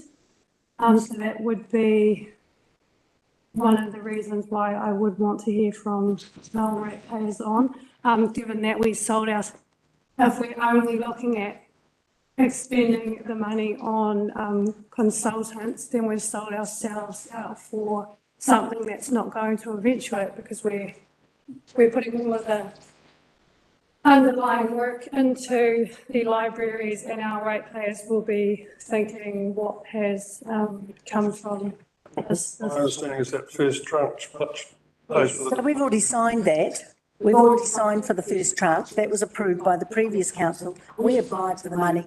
They've said, in fact, they're putting money in our account. I'm pretty sure they're putting some money in our account in the next couple of weeks, because they've approved. It's all been approved. I understand that. And the whether there's a library or not was in the long-term plan. That's the underlying. So I'm not sure what question we could go out. We couldn't go out to them and say, we've already been out to them to ask whether they want a library in Dargaville, and I guess just to get a feel of how, it's played out, in terms of we've sold ourselves out for the 3 years of funding, and nothing will eventuate from it besides the underlying plans, consents and all of that, given that it might be scrapped if we have a national coalition government. So that's just my preliminary statement. Can I just address that for a second, just if you don't mind, Mr. Mayor? Sure. Is that okay? So we can't consult, we've got to consult on specificities, right? We've got to ask specific questions of the community that we want to get the answers to, and informed decision making as part of this annual plan. We can't consult on with respect to general feeling. We can't consult on something we don't know is going to happen or not going to happen. Some of your discussion at the moment is about timing as a matter. The consultation would be, do you agree or do you not agree with the better off funding being used for potentially what will be the underlying plans and consultants and resource consents, but we are not aware, we're not guaranteed the further funding to follow through with the project. There seems to always be, in the Dargaville area, it's for the Dargaville community to have to figure out where the funding comes from for a lot of things that happen in Dargaville. So, I'm getting a feeling of, we're going to open up a charitable trust. We're going to give the library the tools, the consents to enable them to then go away and build, a group of community members that will then have to go out and lobby for external funding to follow through with it. Correct me if I'm wrong, but my understanding is it's not just the planning that's allowed for in this first tranche, it's also the building. No, it's not. It's just it's design and resource consents. That's what it is. So, but it was always in the long-term plan, the trust. So we've already consulted on that. And if it wasn't, if we were to use it for something else, we can't do that. We've already been through this huge application process that's taken us 4 months to fill out the application forms back and forward from NDIE to then get them to say, yes, it's right, now we can get you to sign the agreement and we'll advance you some of the monies. So we've been through a huge process. We can't change now. I don't feel like we have been through a huge process because I was never consulted or I never understood or knew that this was going through as a member of the community. So I would, this is just my statement and my opinion, is that I think that it is something worth consulting over to get a general feeling of whether the ratepayers are okay with us selling ourselves out for a couple of reports. Well, that's about. So that's just my statement. So following on from that, I have a number of questions, but I'll just stick to the first. You should have one question at a time from each. We've got a lot to get through, so. No, excuse me, we were asked to wait till the end, so I've been duly noting each of my questions. 2 more questions, okay, because we've got to get through. They are important, and I can answer them even. Some of these questions also you can put in emails as well, by the way. Yeah. But anyway, fire ahead. Is there going to be 2 questions per person? No, I just said to Councillor Paniora to ask a further question. I'm trying to get through the meeting. Yeah, so fire ahead. No, I'm asking you to ask another question if you wish. I'll speak in private. Okay. Things as rules around. I'm not trying to shut you down, Councillor Paniora. I'm just trying to move through, and I did say if you'd like to further ask a question, continue. Well, it's just that you asked us to wait until the end, so I've noted the questions that I had to ask. Well, And now I'm being told that I'm only allowed 2 questions. just trying to say that we can ask questions by email. And if we've all got a number of questions, we'll be here till midnight. That's all. You haven't heard the question. It could very well be just a yes or a no answer. Very well be. Way you go. No, I'll speak directly after the meeting. Further questions? Well, I think there's a point in there. I think your point's very valid, by the way. Yeah. Some of the questions might not be asked after they were asked, so there was merit in that. But anyway, can I ask my question? Yeah. No, I have a number of questions too. Some of them are just very little. So you said discharging $500,000 for that in Nagawe? It's more, it's 1.8 million, I think it cost us. What is desludging? Desludging is, so we have a different wastewater system in Dargaville, basically just 2 ponds. There's not, there might be a small shed there, and everything just comes straight through one pipe and into a ponds.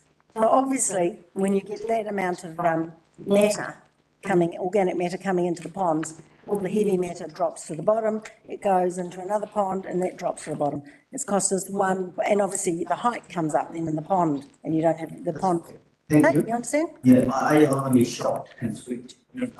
Second one is, you said you have been asked by the auditors or whatever to have this depreciation reserves for depreciating assets. May I ask which assets you are trying to replace? Is it Mangawhai wastewater scheme? It's everything.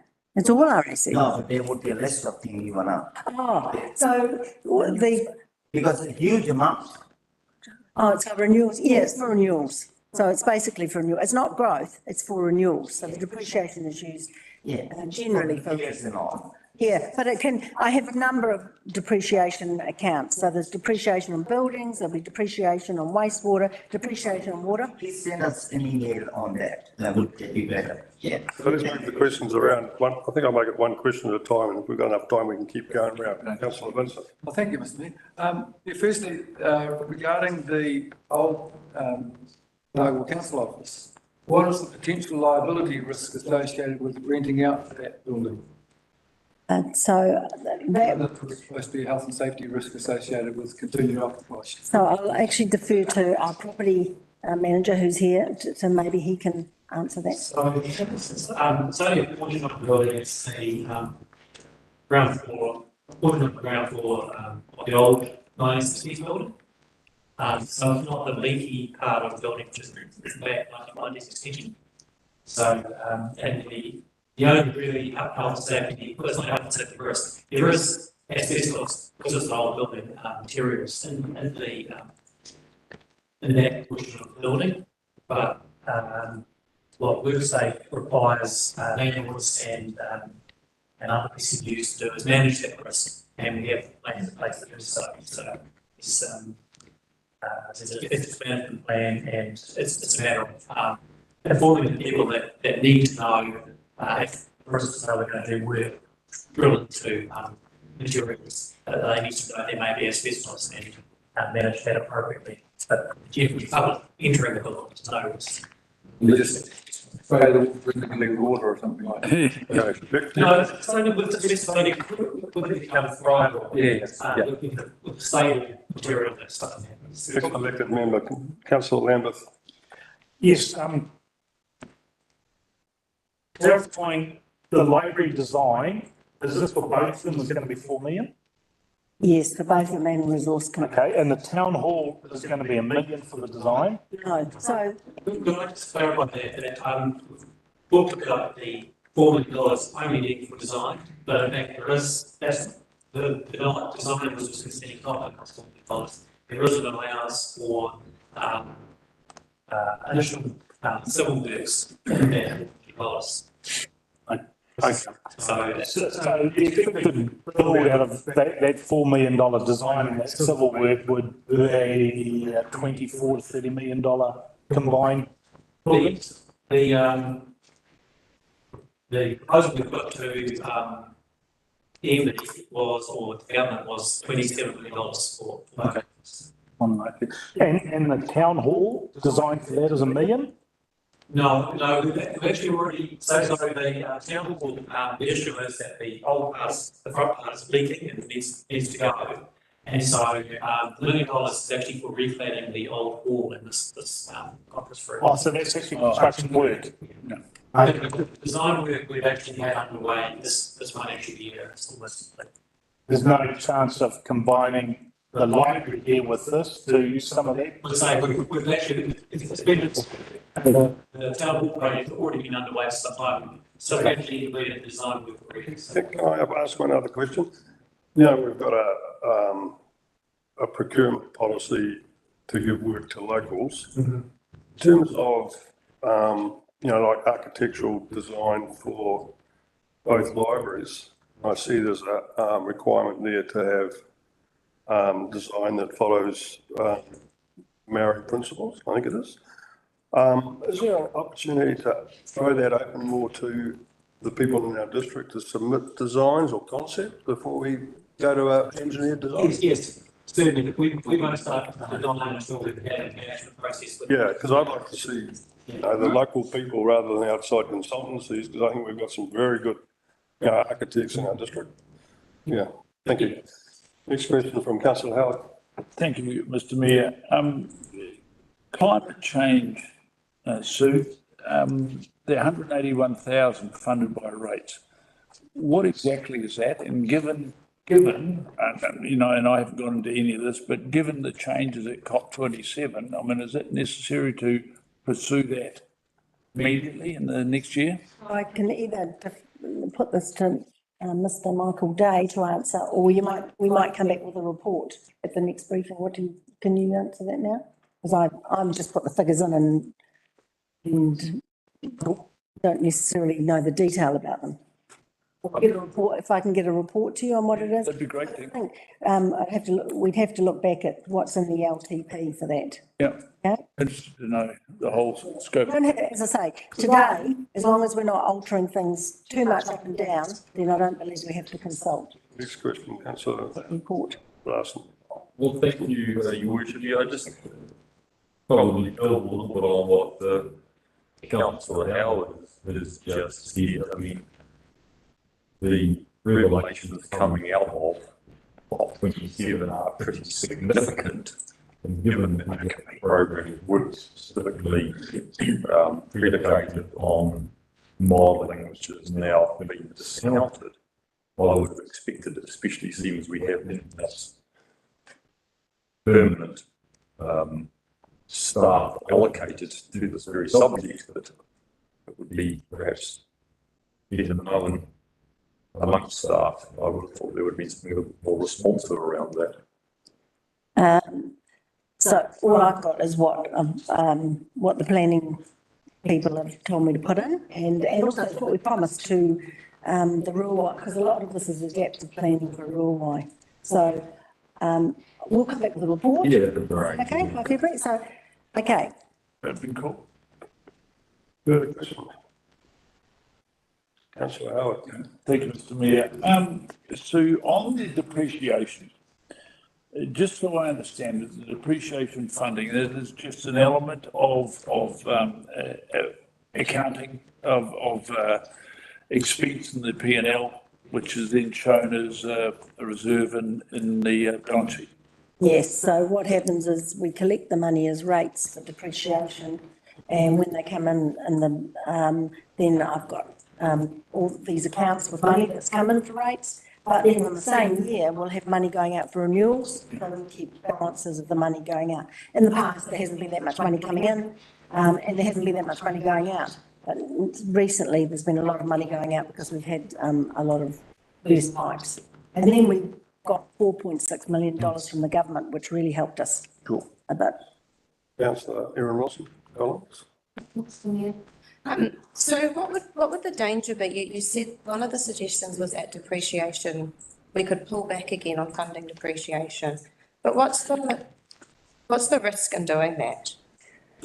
So, the risk is that you might have more renewals that you want to do, and then suddenly one year you can't take it out of your pot that you've got, and it impacts on rates, suddenly pushes them up high. But then you could be funding that by debt. You know, there's other ways to fund things, not just by general rates. So, but what you want to do is have get to the stage, and we're doing really well. Look, this one, the government only passed this, I think, 1996. A lot of councils don't fund 100%. And actually some councils go through and say there's some things they don't want to fund. So it's not a matter of having to fund, it's being able to explain to your ratepayers why you haven't funded and what's the logical explanation. So if we say we only want to fund, we've decided, because the next step is just that we're only at 80% of the Mangawhai wastewater. If we want to go, we say we want to stay at 80% because we're looking to make things more affordable for this year for you guys. Okay. It's a good, we're still going the same way. I don't think it means that we have to consult because we're still doing what we said in the long-term plan, working towards funding 100% depreciation. So that's what you have to do. Thanks. Councillor Lambert. Just real quickly, 2.2 million on pensioner housing, and I realise, I understand it, is what's caused this. The government don't have to abide by it, because we're local government, we do, because we don't fall under that envelope. The 2.2 million, I'm fully aware of the cost. How many pensioner houses does that look after? And does it get them up to the standard we need to? So, yes, it does. It's not just healthy homes. They're putting in new kitchens, new bathrooms, and also new roof as well, and the insulation. So it's 24. We did do a report to council recommending 20 be done up, but council's going to do the lot up. If you want further information on that, we can provide that. Further questions, Councillor Vincent? Thank you, Mr Mayor. Poto Road reseal, does that figure provide enough $1 million? Does that include the financial assistance rate or not? No. And could the reseal be regarded as part of a capital work? I'm thinking in terms of the debt option. Yes, so that's one of the levers that we use, that we look at Poto, because it is not just your ordinary roading that we fund it by debt. And no, it doesn't have a financial assistance rate because Waka Kotahi doesn't fund new seal roads, so we have to fund it. But our policy says that we fund roading by rates. So that's what I've done, or that's what we've done. And then it's when we've looked at it, we thought, oh, this is actually, could be thought of as a capital item, and we could fund it a bit slower because the benefits, might be over 10 years. So that would be probably one of the things that we'd look at doing. Yes, sorry, next question, Councillor. I have a question based on the mechanics of funding. So I think there is not much merit in taking more money from the ratepayers and having a reserve of depreciations when we have 64 millions of capital funding unused sitting there. And then we are providing for 500,000 for inflation because we are delaying it. So literally we are playing with people's money. I think it is very, very wrong. We should have another look at it. If people are performing, if we are able to deliver what we take from them and deliver, fine, you can have a reserve like depreciation reserve. But now you are ending in a situation, you are charging more to the ratepayers, building something to do which you have not been able to do, just like 64 million capital expenditure. And then you put on top of it the inflation because you're delaying it. So I think this is something very serious and we should have a good look at it. So just to explain, the 64 million is what we put in our budgets. We haven't actually got the money. And a lot of the difference, we've tried to spend as much of the money that the government's given us, but the government doesn't give us the money until we spend it. So we are not squirrering away government money and not spending it. We have to spend it first. The reason we've got money on deposit is because we have money coming from financial reserves, particularly, and it might be money that we haven't spent on the general rate projects. My question is, so now we're going to 12 million debt. We are borrowing money, we're taking ratepayers' money, building reserves. I think we are going in a debt trap. 41 million debt is going to 53 million. Then you're sitting on unfinished projects. There should be a serious look on it. That's my view. So we're going to debt not because we are sitting on projects. I mean, we're saying that by we won't go into 53 million debt unless we complete those projects. So we're going to have a whip out on Anne, and he's going to be working really hard with his team. Leave it for thought. Thank you. That you probably want to try and understand is about depreciation and why we're waiting for it and what renewals we're doing each year. And there will be more renewals that are coming through, that will come through, so that we haven't got heaps of money in our depreciation reserves. So maybe if I send you something off. Yeah, I think that's easy. And the last thing, this 800,000 insurance, what kind of insurance is this? There wasn't 800,000, it was a 42,000. Well, it's the increase of one. If you add it up, you're paying 800,000. It's simple mathematics. 42,000. Was 5% or something? That was the increase. That was the increase. Oh, okay. 8 to 12% increase. Oh, okay. Beyond different policies and Thank you. Thank you, Mr. President. Councillor Howard. Thank you, Mr. Mayor. It's good to see too that, there are other sources of revenue potential. I know you talk about the trade waste, and I'd be interested to know, how much that might be. But on a bigger picture, and being a small district and, being agile, as one of the buzzwords is, have we looked at, considered, investigated, sought other forms of base revenue from overseas, from any other place? I mean, and we know that the local government review is talking about other forms of rating or income generation for councils. Have we ever considered or looked at or investigated? So the very limited rating that you can do, there's some, and they're all related to rates, if that's what you're talking about. If you're talking about raising other revenue, that you're talking about business and risks associated with that. We're doing some councils run their own, have a subsidiary, run their own maintenance companies. We don't. Not many of them do. A lot of them have gone bust. It was just, Yeah. this meeting on this. No, it's like rates. There's only certain rates we can charge, and all you're doing is moving things around. It's like Do the forestry people pay? Do the farmers pay?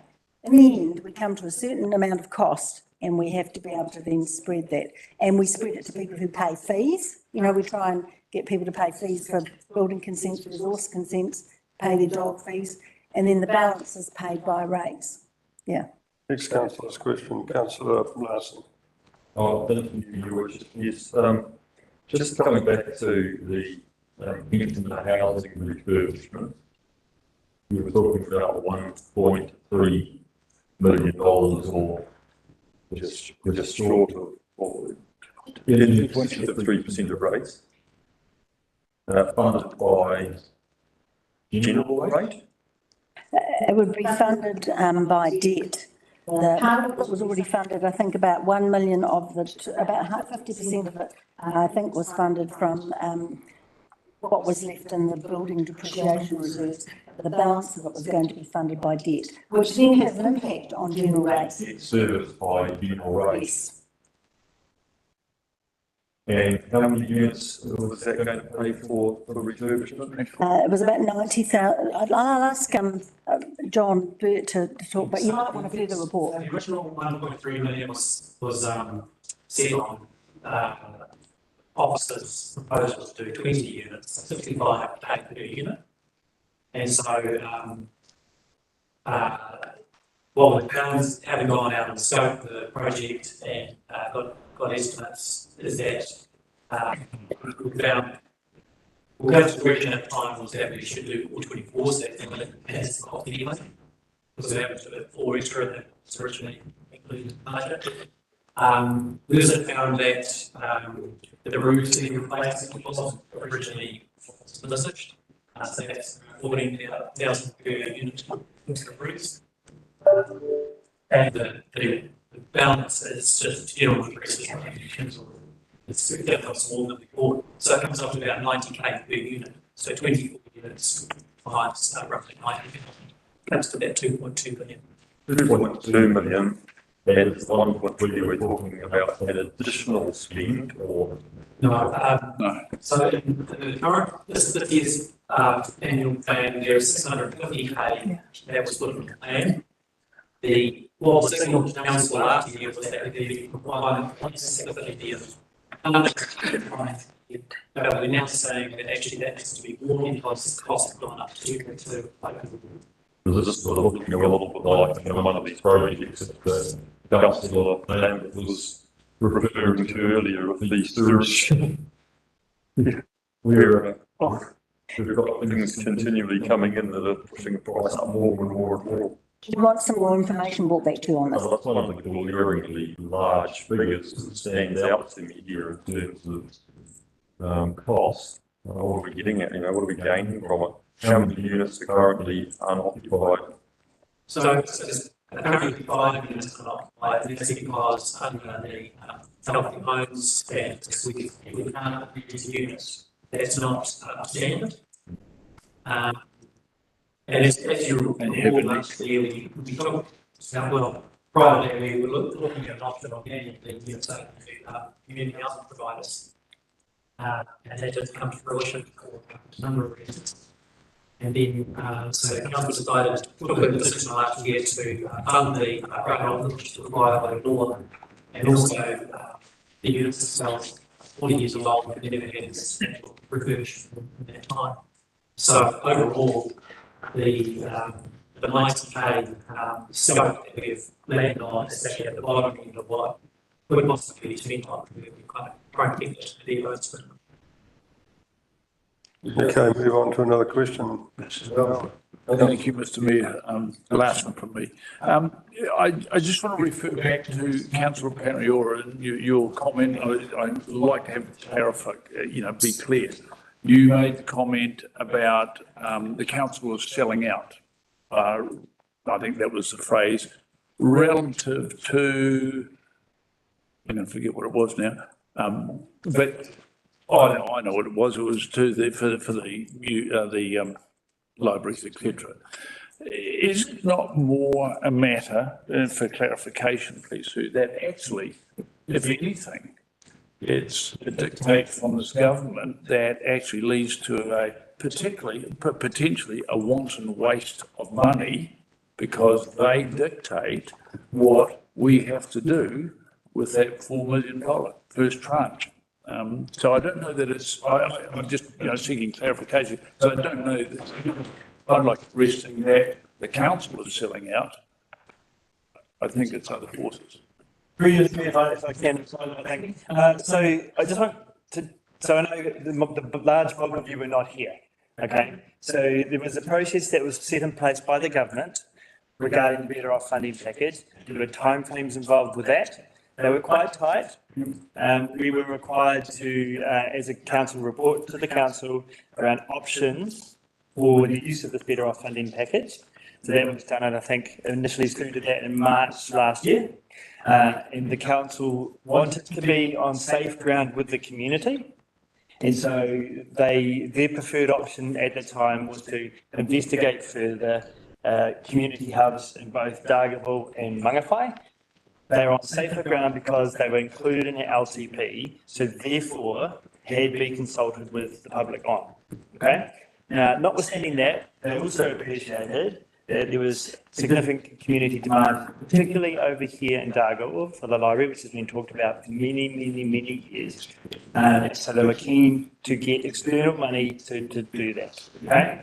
So one of the requirements of that funding was for staff to go and engage with iwi, which we did, and we sought their support, which we got as part of that process. And then we brought that back to the council for decision making.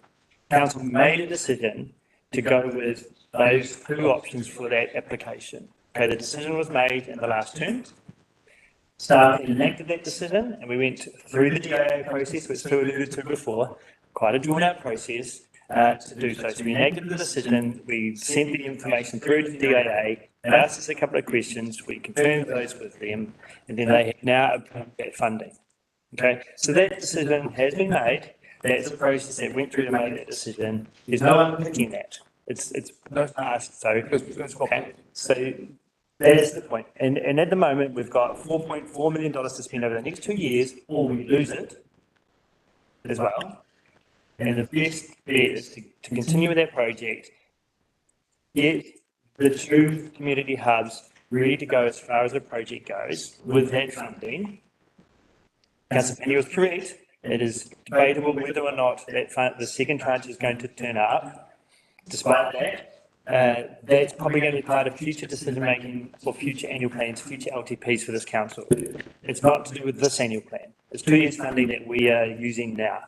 Councillor Can I just say that, therefore, can we please put a caveat on what we're actually making a decision on, that there's no consultation needed for everything else besides that, because that was a decision that was made by the previous council. It cannot be unpicked. So to ask us, is consultation needed or not on something that's unpickable and your work view, then can we caveat that and say that because otherwise we're happy with that. So yeah, I'm sure we can put a paragraph in the report to that effect. So, that was the commentary around that.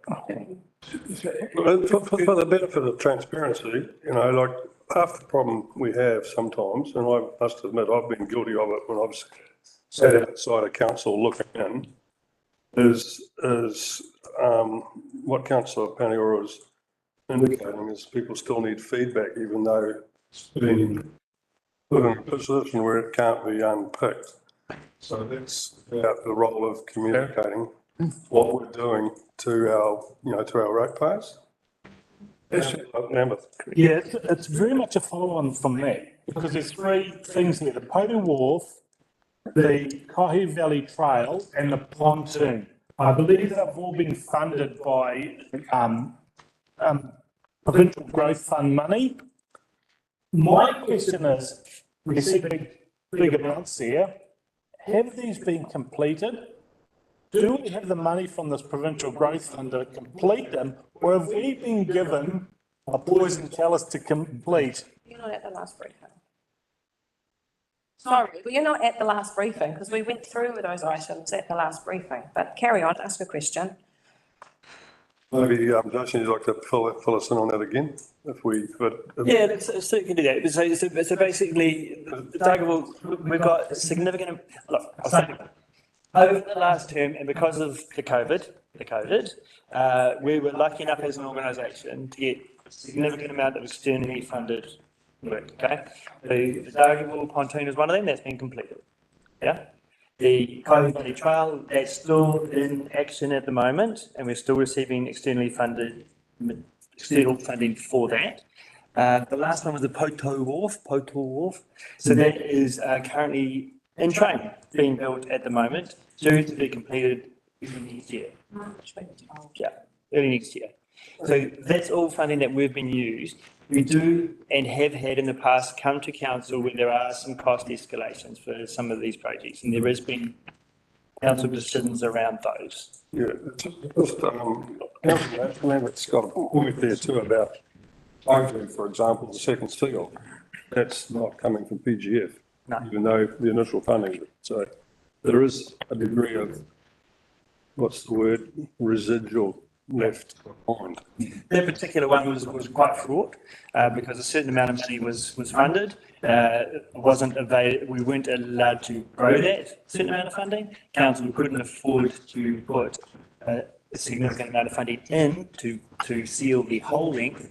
So the project, through council decision making, reduced the length of the seal to half of it, and through the externally funded projects committee, which was a previous committee in the previous term, that was all reported through to council. And the second seal was one of those contentious points, but the IA weren't prepared to fund that. So it's very difficult to do a first seal of a road and not do the second seal. It's not advisable to do that. It just completely goes to bits really quickly. So it's part of that process. Did you want to say something, Susan? No, all I could say is that with the Poto Wharf, there is a report coming to you where there is more money needed on the wharf, but I found some reserve that we can use to fund that. So that was part of the issue with accepting that you put forward projects, and then if they cost more, ME doesn't give you any more money. That was one of the risks that council decided was worth taking, because the majority of the money would help us to get to where we wanted to be.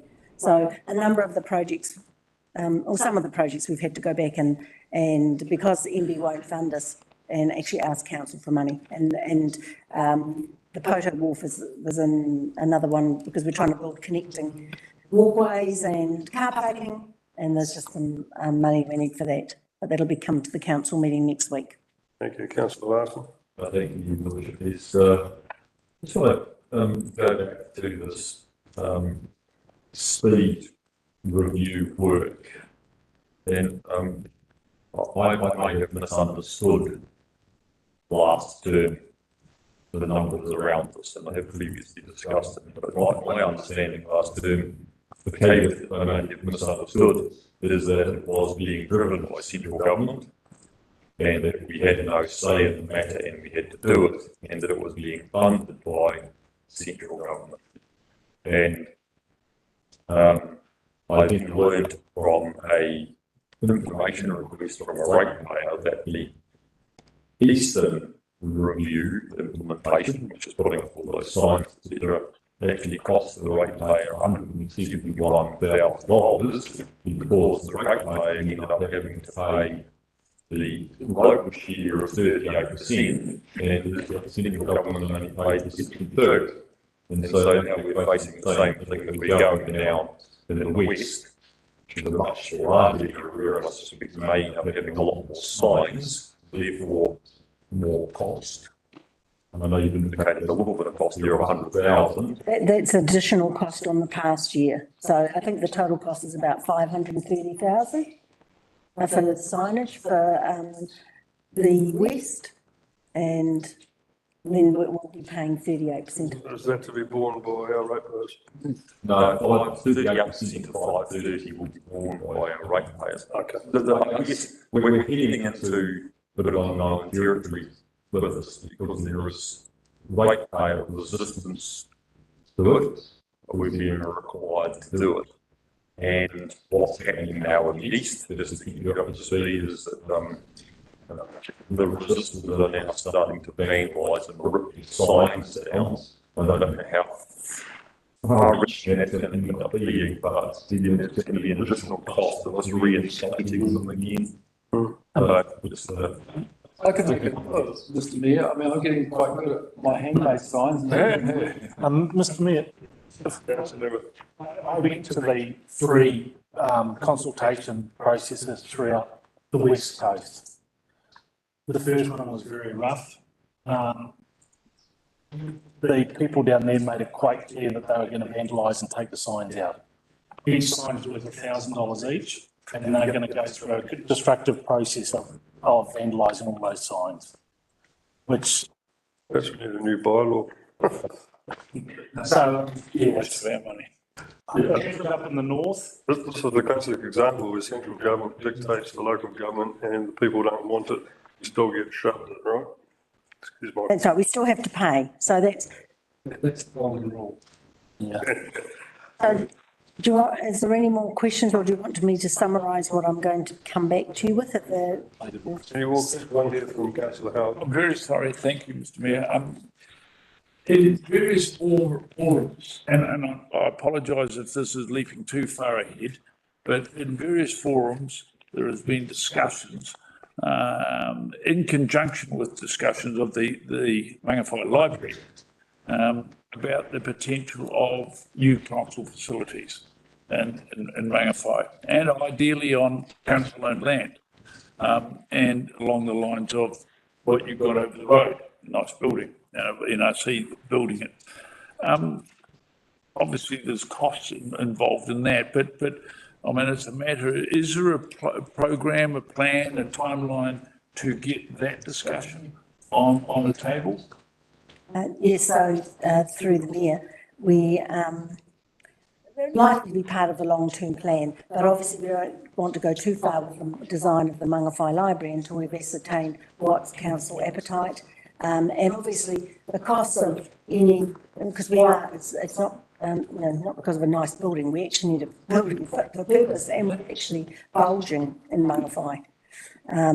So we've actually got a rent there that we pay for those buildings that can go against any new costs. So that would be something we'd, as part of our initial discussions with you in the long-term plan, we'd want to see what your appetite is for that. Okay, all right, well, that's good. Well, I mean, hopefully we can bring that up. I would just like to comment, one last one, is that we came in here and the projection was 9.95% rate increase or something like that, that was talked about. It's very, very pleasing from my point of view to see it at around about, under 6, a little bit over 5. Personally, it'd be very nice to see it at 5. We could get it to there, might be a stretch too far, but we're progressing in the right way, so thank you.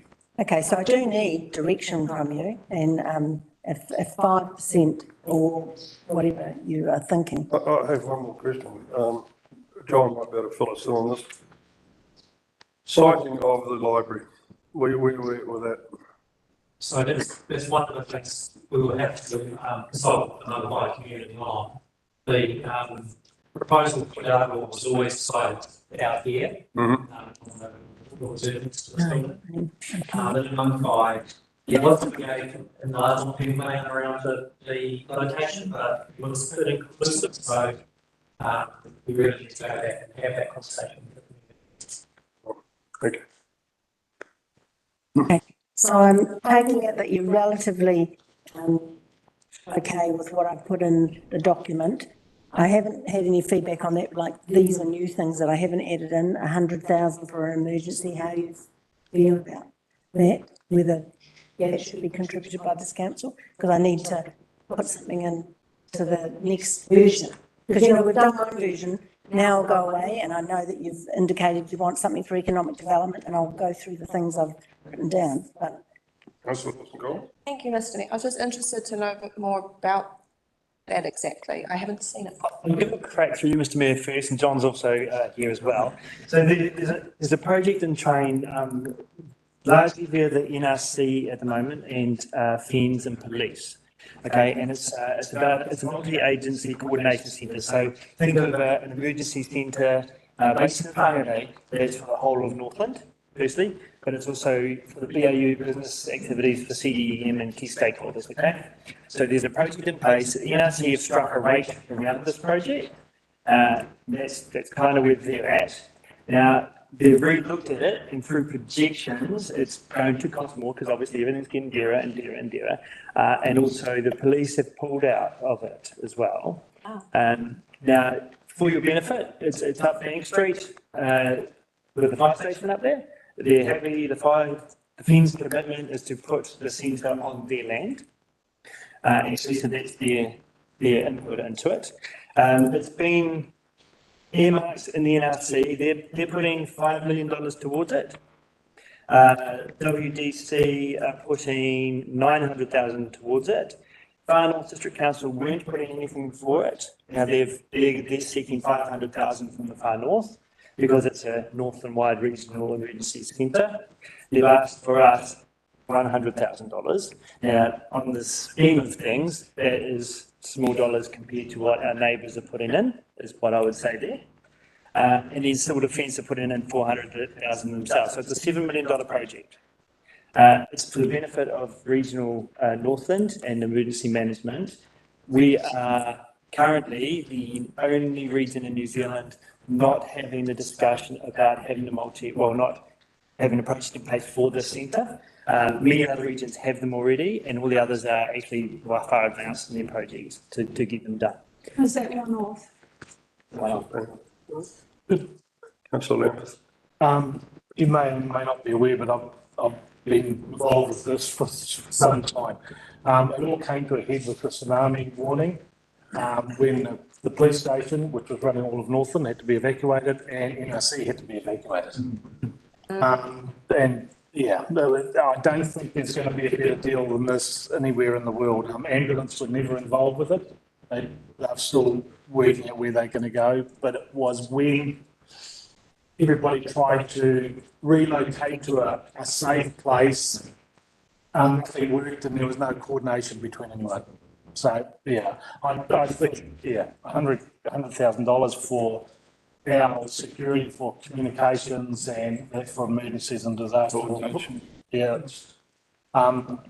Correct me if I'm wrong, Mr. Mayor, 2.25% of the rate rise, 100,000?